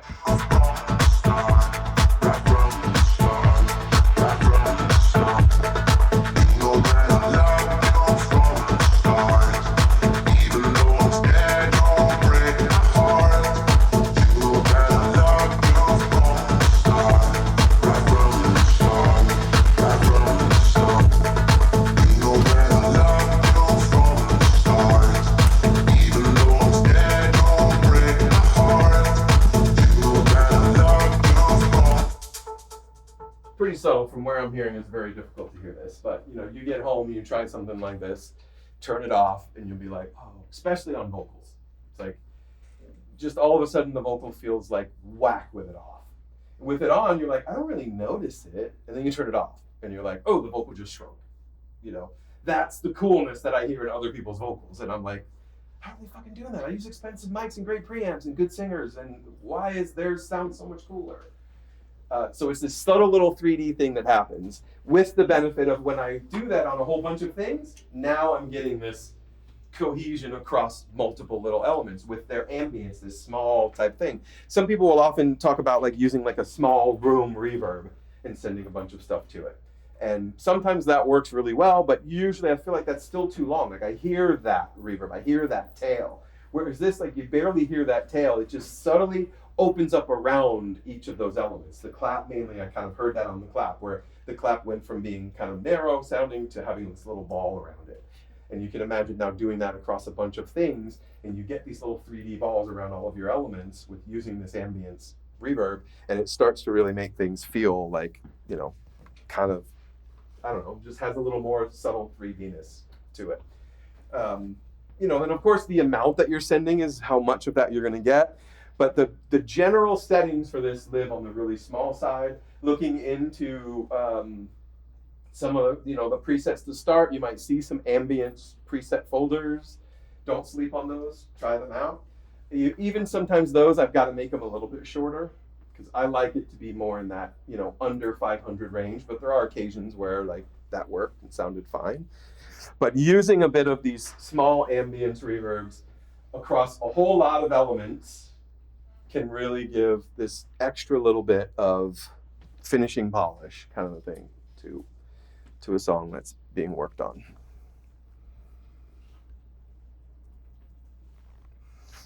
So moving into the sort of last little thing, or second to last, is this idea about now adding a shared sort of shape to things in the form of like bus compression. So we think, all right, the mix is basically done. I've been doing all of these things along the way. It's, these last little subtle things that combine to go like, oh, wow, yeah, this is kind of popping now. Then I go, all right, well, now I want to do a little bit of this bus compression, a little bit of this cohesion added thing. The way that works is that it subtly gives a feeling of togetherness to the song because of the shared shape of all the transients, because they're all running through a compressor with a similar attack and release. And so like as the signal is going through that and the attack and compression sort of does its thing, it gets a little bit of a similar shape across all of the elements that are going through it, right? That makes sense, like bus, compression there. So there's a couple other things that this bus compression does, and one is that it has a tendency to slightly tighten up the low end. Okay, well, conceptually, because we've been talking about this idea about length and time and all of that, and when we take a look at the settings, a lot of times these, mixed bus compression, kind of glue compression settings start with like a 30 millisecond attack time. Well, we see that that's about as slow as the lowest waveform. So it's going to just a little bit of compression. I'll show you what we mean, but a couple of dBs of this bus compression. If you've ever watched a video, that's what people will talk about. Just going for a couple of dBs of that.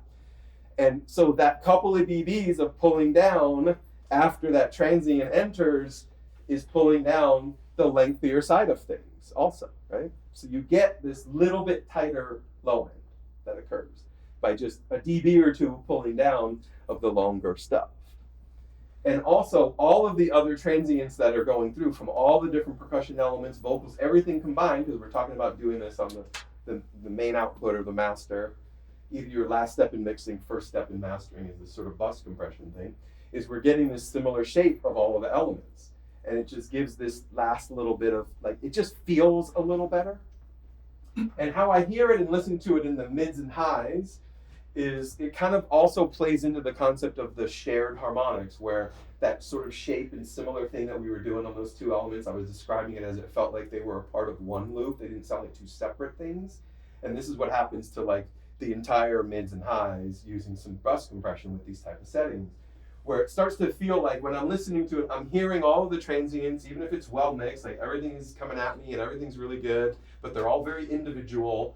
And then all of a sudden with this little bus compression on it, it just starts to feel like it's working as a group. Like the high end, it just feels like it's moving together. So that's the best way that I can to describe how to hear this bus compression. I'm focusing on the way the high end, mids and highs just start to feel like they go together. Listen to the way the transients just feel more controlled. The sounds themselves feel like they're working as a group. Subtle little bit of low end tightness comes from the nature of what's happening, speed, length, stuff that we've talked about. So when I'm setting that up, let's see what I'm using here. I think I had the Shadow Hills on, but we'll use the not Oxford, we'll use the glue compressor, right?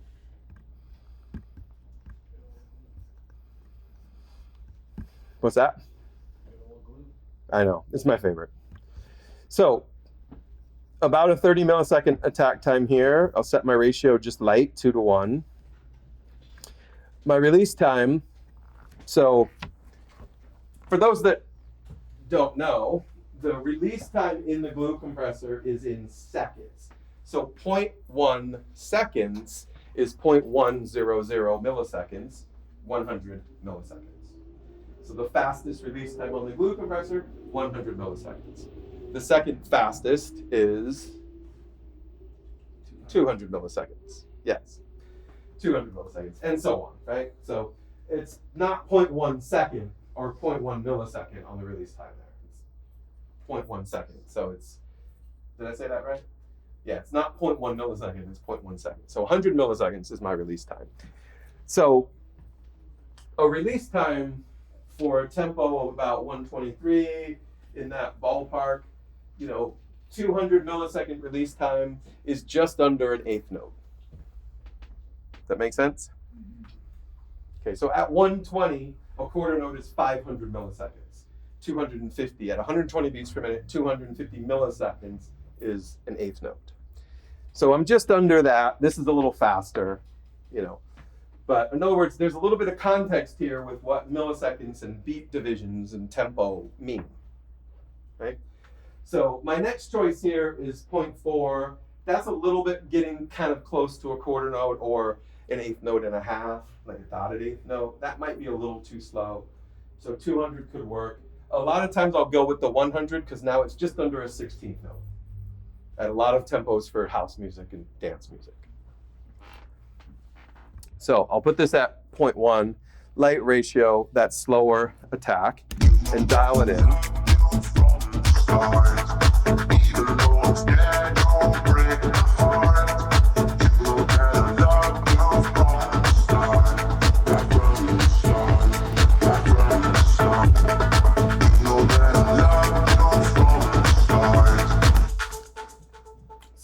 I was level matching that really quickly. And also, for me personally, when I'm using things like saturation, when I'm using things like compressors, I listen twice. The first time I'm bypassing and I'm listening for the level. Do I make up gain, and does it seem to be the same level? And then if I feel like the answer is yes there, then I still bypass it, turn it off and on. But now I'm listening for how it's changing the sound. So I'm always listening twice. I want to make sure that like I know what it's doing, and then I can decide whether I like it or not. And with a lot of tools, it's not going to be level matched, right? If I'm compressing something, the level's going to be lower. So I'm going to uncompress it and go, I like the original better.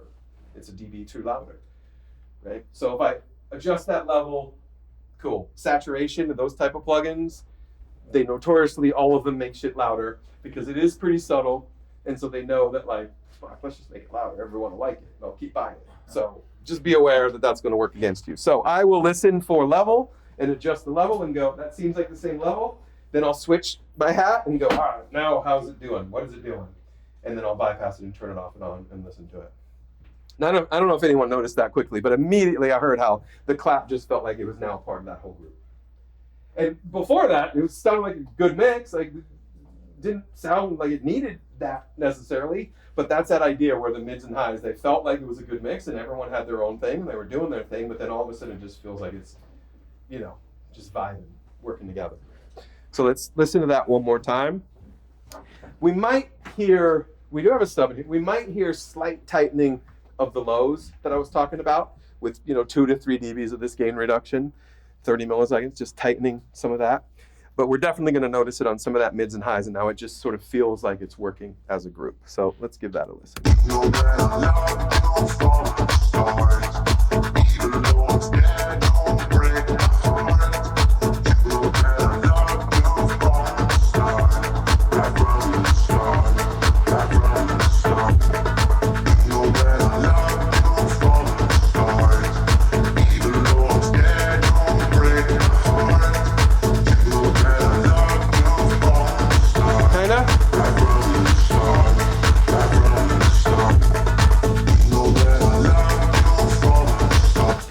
You know, I don't know if I'm looking at it and turning it on and I'm hearing the bass thing or if I'm really hearing the bass thing, but, you know, people can be swayed by what we're looking at. But it definitely felt like it was just, you know, slightly a bit tighter there. But I did notice how that clap just all of a sudden felt like that whole mids and highs was now working more as a group, you know.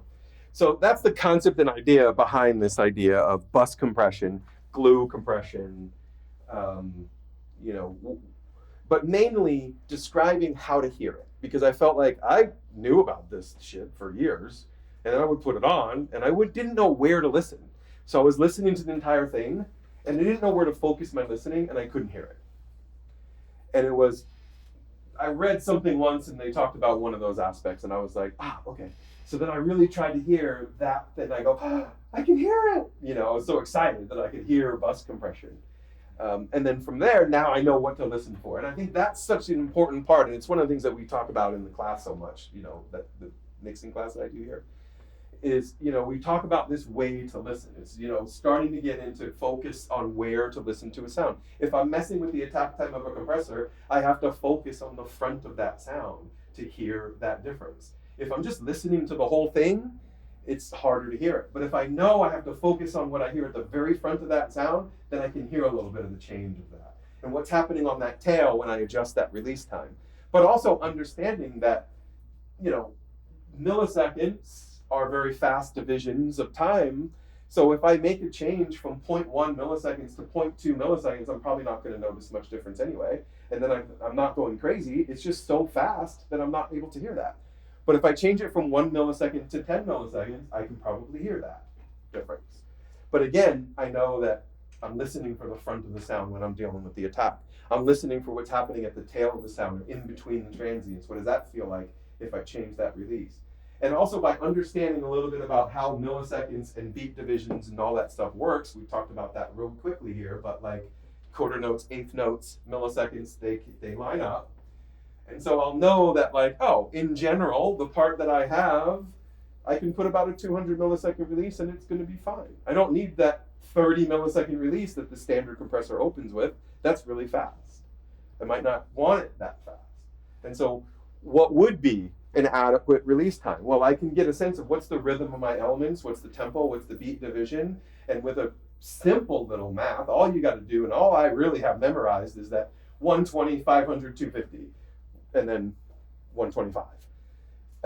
Now, if you look at the glue compressor, arguably modeled after one of the most top 3 famous compressors of the world, the SSL bus compressor, the choices for its release time are 0.1, just under a 16th note, 0.2, just under an 8th note, 0.4, just under a quarter note. And if you look at how that breaks out from 100 beats per minute to 130 beats per minute, they're only off by 30 or 40 milliseconds. It's not a huge change. So the thing that made this, I don't think was accidental, because this idea that milliseconds and tempo and time are related, that's what fucking smart engineers know. And so when they developed this, they realized that, like, well, we can't put an infinite number of knobs on this. We're using electronics, an analog signal path. We've got to create time, and we have these choices. If we use these capacitors, we can get this time, this time, this time, and that will probably work across a wide range of tempos at, you want slow quarter note movement, you want faster 8th note movement, you want faster 16th note movement. Does that make sense? So putting that all together makes me really be able to understand how to use this stuff and context. It's like, for years, people would say, you know, fast attack or slow attack and medium release. And I'm like, okay, but what does that mean? So now I can think about that in terms of, like, well, what is my division of song? You know, a 16th note is fast. A quarter note is a bit slower. That's the numbers I have to work with. So now I have some context, and I can use these tools with a bit of intention and understand. For years, it was like someone mentioned earlier, well, I just put it on, turn some knobs, and I think it sounds good. And ultimately, that's got to be the end result anyway, right? I mean, it's got to sound good to you. We know that. But if along the way I can do something like this and start with an area that makes sense to me because of what I'm looking at and what I have in front of me, then I can evaluate it properly and decide, and then still end up with something that I like, but it won't be ending up with something that I like with this little thing on my shoulder going, but you really don't even know what you're doing, right? So, like, that's always been my goal when I teach stuff and do these workshops, is how can I help eliminate a little bit of that imposter syndrome that's there in us all until we really understand the inner workings of some of this shit. Because, like you, for many years, I put it on, someone said do this, couldn't really hear it, I think it's good, tracks would come out, I mean, Grammy nominations and stuff, right? But still, I was always kind of like, but I don't really know what the fuck I'm doing. You know what I mean? So, like, now I have a little bit better sense of what's going on in here. I can contextualize that and go, oh, I think this is probably a good starting point. And then I know kind of where to listen if I change this stuff and how I'm listening for compression, because I got a sense of what milliseconds and where that lives, attack, front, release, the end, the time, know where to, I'm kind of listening. And then I can go, oh, okay, I think that sounds good. And with much more confidence. And I feel like that's valuable. You know, again, I still got to get to the end, and it has to impress my friends. I mean, that's the goal, right? I want to send it to a friend and have them go like if they give me stank face, I know I'm on the right track. Right? Like, my mom likes everything I do, right? She's always sending me songs. You should remix this. Yeah. But, like, it's my friends, fellow colleagues. I want to impress them. I still have to do that. But if I can do that while feeling more confident along the way, and by using these and trying some of these techniques and really understanding and contextualizing how I use these tools and what would probably make sense, and it's not always the case. I think mathematically, these are the numbers to use, and then I listen to it and I'm like, I don't know. You know? So at least I get an idea of how to put that together. So, cool? Useful? Any follow-up questions? Any things we want to talk about? Yeah. Going back to reverbs, what type of things would you use a room reverb on versus a plate? I think it more comes down to, like, how I want it to sound. So I'm going to play into that thing that we've already talked about. Like, we are really good at understanding space. So if I'm using a room reverb, the listener is going to know that those sounds sound like they're in a room. So is that what I want? You know? A plate has a naturally limited frequency. It doesn't get tons of lows, it doesn't get tons of highs. It's focused on the mid-range. Another thing for reverb usage, some of you may have seen this on the reverb. It's definitely on this one. See how I've post-reverb, I've done some EQ, took out some lows, took out some highs. That's a very common usage, by the way, like filtering out. So much so to the point that like so many reverbs now have EQ capabilities built in, or filters even at least, like Valhalla, lots of filtering in the, because so shaping a little this, and the lower the frequency, the longer the waveform. So I have my mix, and then I'm sending it to a reverb. And if the reverb has a lot of low mids in it, I'm adding more length to an area that is starting to get problematic, potentially, right? So the whole idea about muddy mixes, okay?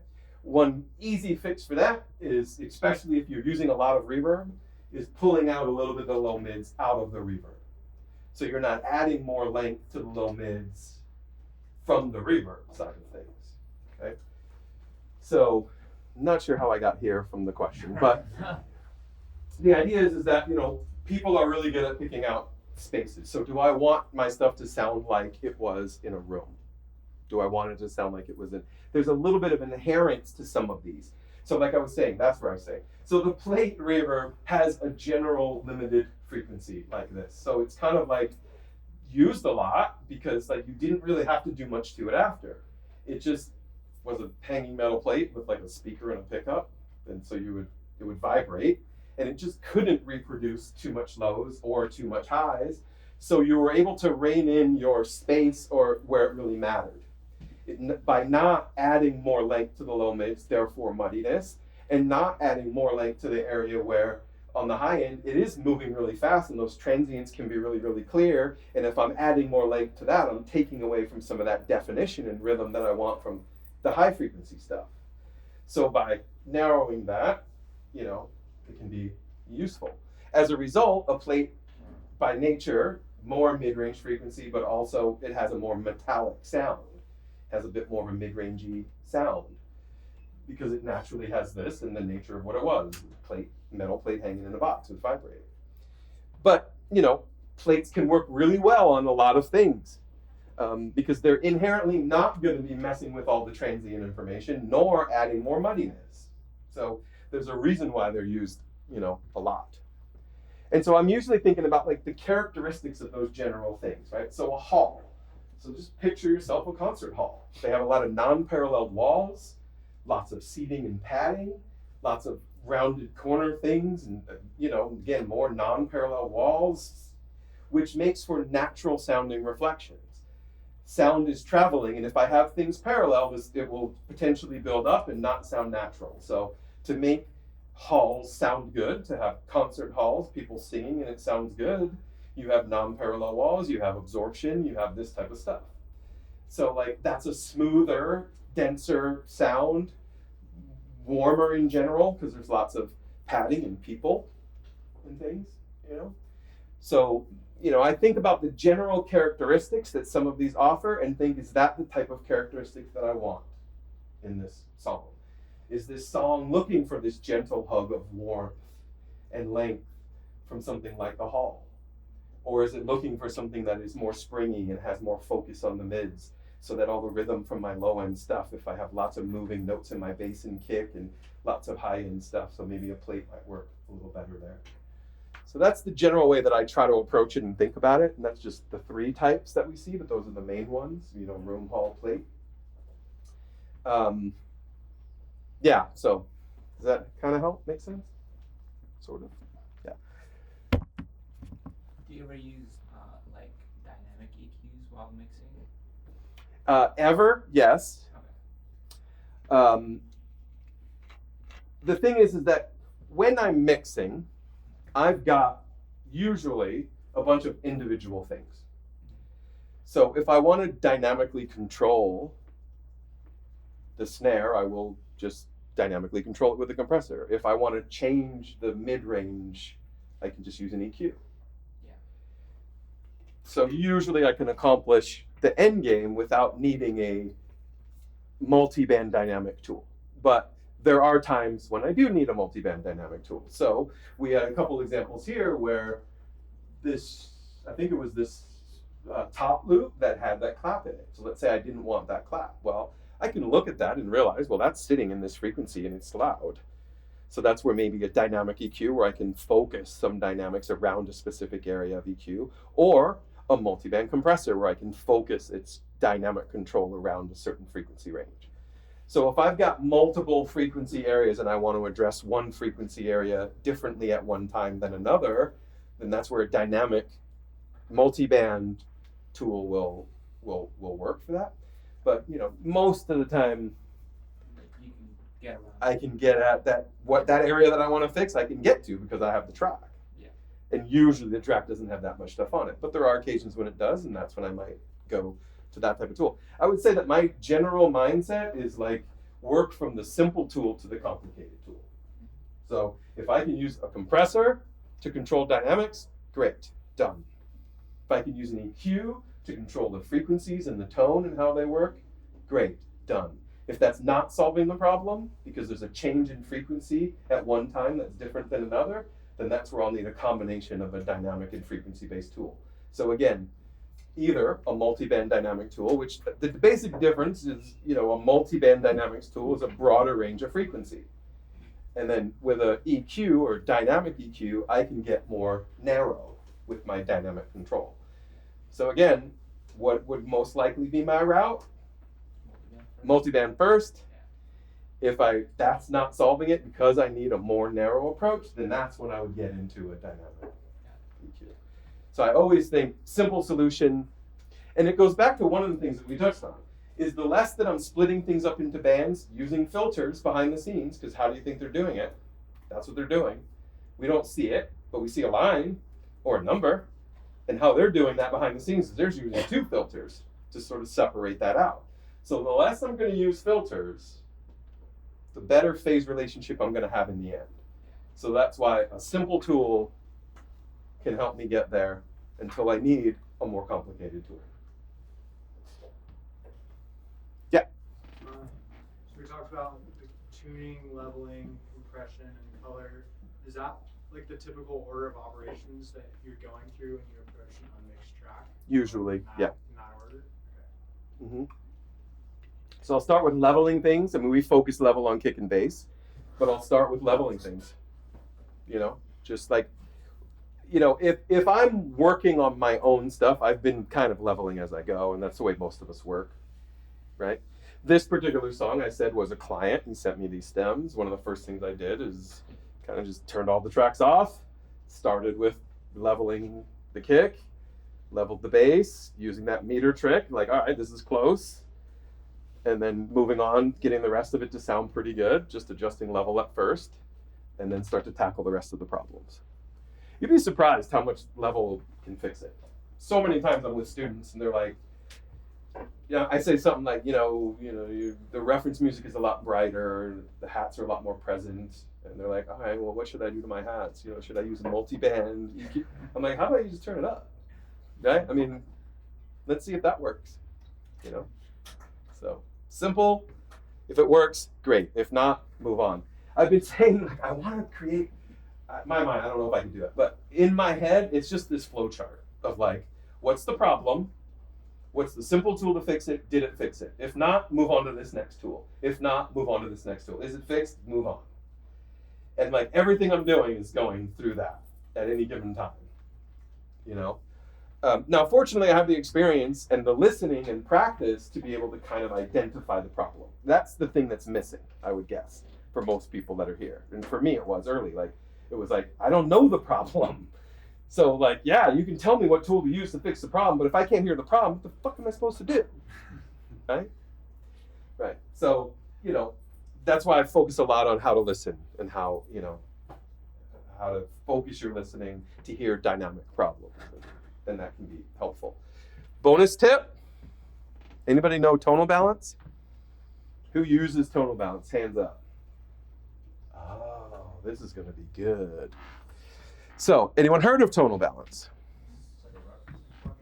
Yeah. Tonal balance controlled by isotope. You've probably heard of span, most people. It's similar to spectrum, right? So it's just a spectrum analyzer. So some people would say, oh, I use span to fix my mixes, you know, and all that type of stuff.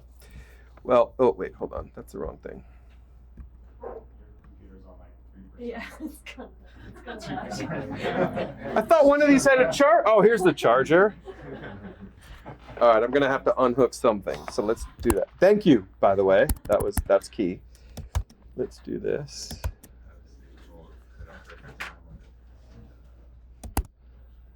Come on. None of this is, it's so fucked. It's gonna kill me.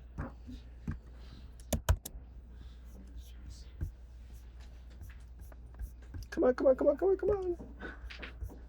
I gotta eject my drive before I can put this charger in. All right, audio's gotta go.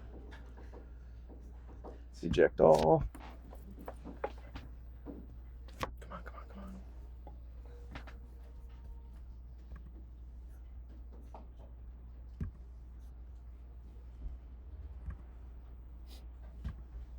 You can't see this, but I hit that button to open a new Finder window so many times that they all opened.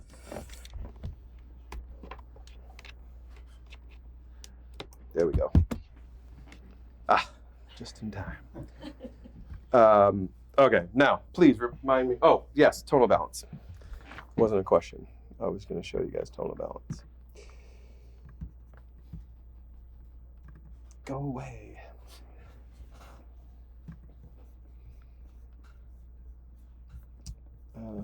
I do not have it here, do I? No. So what tonal balance offers me is kind of like a spectrum analyzer on steroids.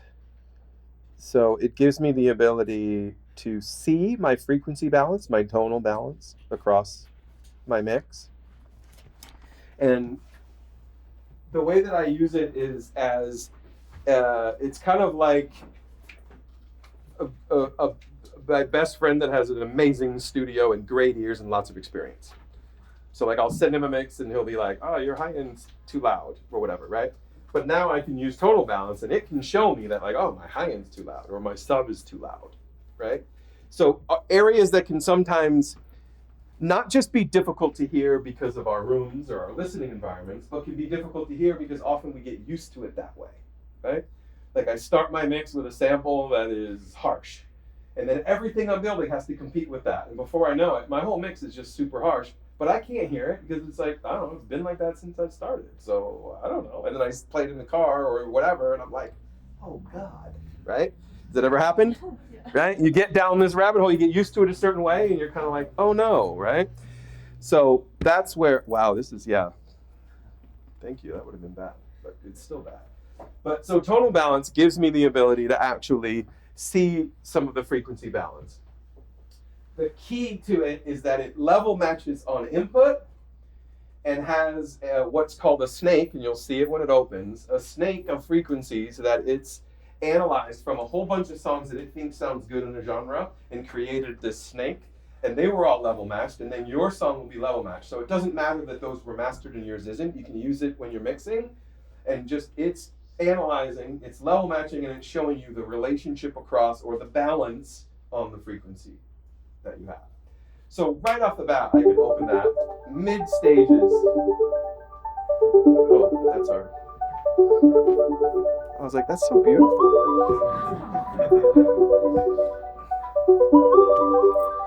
But now nothing's working because I'm on 3% battery. So I thought I turned this down.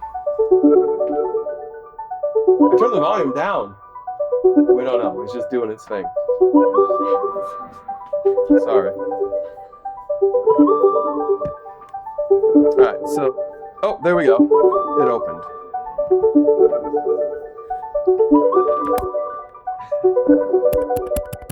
Where is that even coming from? Oh, there it is. Thank you. I had a big window down here as a clock. I closed it. All right. So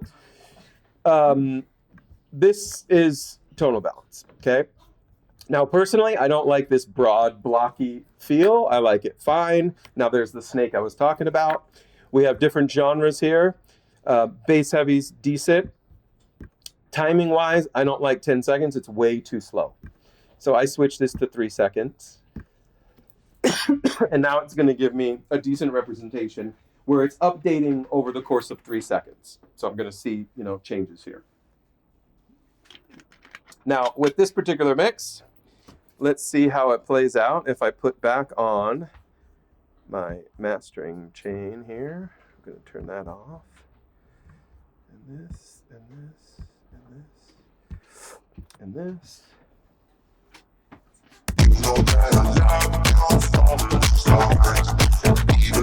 Pretty good.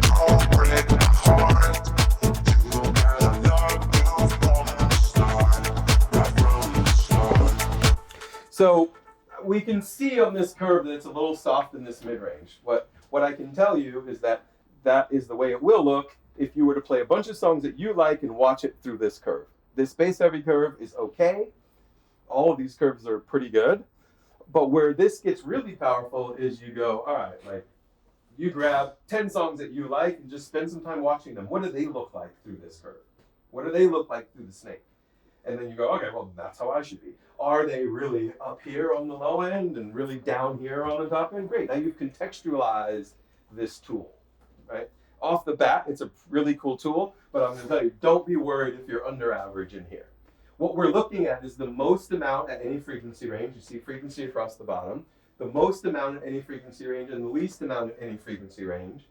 From what they analyzed is a whole bunch, like over 1,000 songs per genre that they thought sounded really good. And now you have a range. You've witnessed that range. You play some song, it sounds kind of bassier. Some song sounds brighter. Some songs more mid-range or whatever. So that range is represented in here. And the way I look at it is like I pay less attention to the top and bottom and more attention to the subtle white shaded line down the middle, because that's the average. So I'm looking at what is the relationship across these frequency ranges to the average and where are they sitting. And mainly I'm looking at how is my high end and low end related to one another. Are they balanced? Are they both right about average? Are they both right about at the top? Are they both under average? That's still going to feel pretty balanced and kind of within range. But I look at it like, okay, how does it look with songs that I think sound good, and that contextualizes it. What you can also do, which is what I did, was loaded up a curve made from a bunch of songs that I think sound good. So notice how this is now going to get more narrow, and it's subtly shifted a little bit. So the stuff I like is a little softer in here. Remember I was saying, a little rounder in there, a little more lows, a little brighter up in here. So now if I play this song, pretty soft. Right? So if you spend some time with this tool looking at songs that you like through it, knowing what they're supposed to look like through that curve, and then play the song you're working on, you'll right away be able to see some things that you couldn't hear. So as this additional layer of support to go, like, quite often what you'll see is the low end here is like ticking up and almost at the top. You're like, oh, I got too much sub. Well, we know how to fix that. Let's filter some of that out. Let's keep that focus in here. Or a lot of times it'll be like lead synths and things are kind of way too loud in here and they're way up here. Or claps or something. And then, where you're shaping your high end. A lot of times high end comes in dull. So you go, oh, I probably need to push that up a little bit. Especially if my low end is towards the top and my high end is towards the bottom. Now I'm out of balance. And then using the tool, I'm looking at these areas and thinking balance, and I'm thinking like, okay, if I have my low end in this example down here towards the bottom, my low end is towards the top and my high end is towards the bottom, well, I've got two things I can do to fix that. I can turn up the high end a little bit, and by doing that, because this is showing me balance, it will rebalance a little bit. And I can also turn down the low end, and because it's showing me balance, it will rebalance a little bit.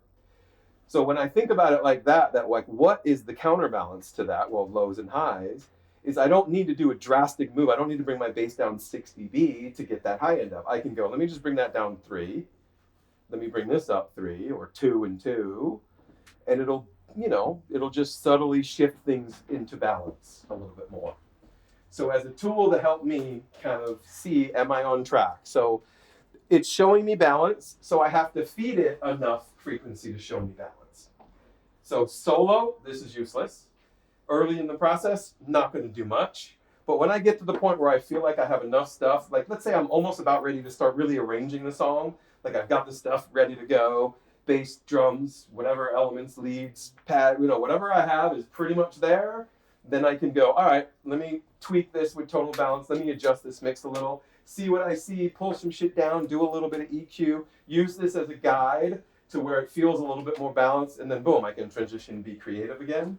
Which what it helps me is never getting too stuck in one fucked up way. So that I end up at the very end going, it sounds horrible when I pull the bass down, but it definitely has too much bass, So if I can fix that sooner, then I end up happier in the end. So tonal balance is another little tool that really helps me make good sounding, mixes. And contextualizing it, looking at what songs you think sound good through it, and then making yours look similar, then you'll go and you'll play it in your car and play it for your friends, and you'll be like, holy shit, I'm a way better mixer than I thought. It just helps validate what I'm hearing and show me things that I can't hear that I can easily fix and end up with better mixes. Cool? Good? All right. You're welcome. Thank you. I think this was recorded. Yeah.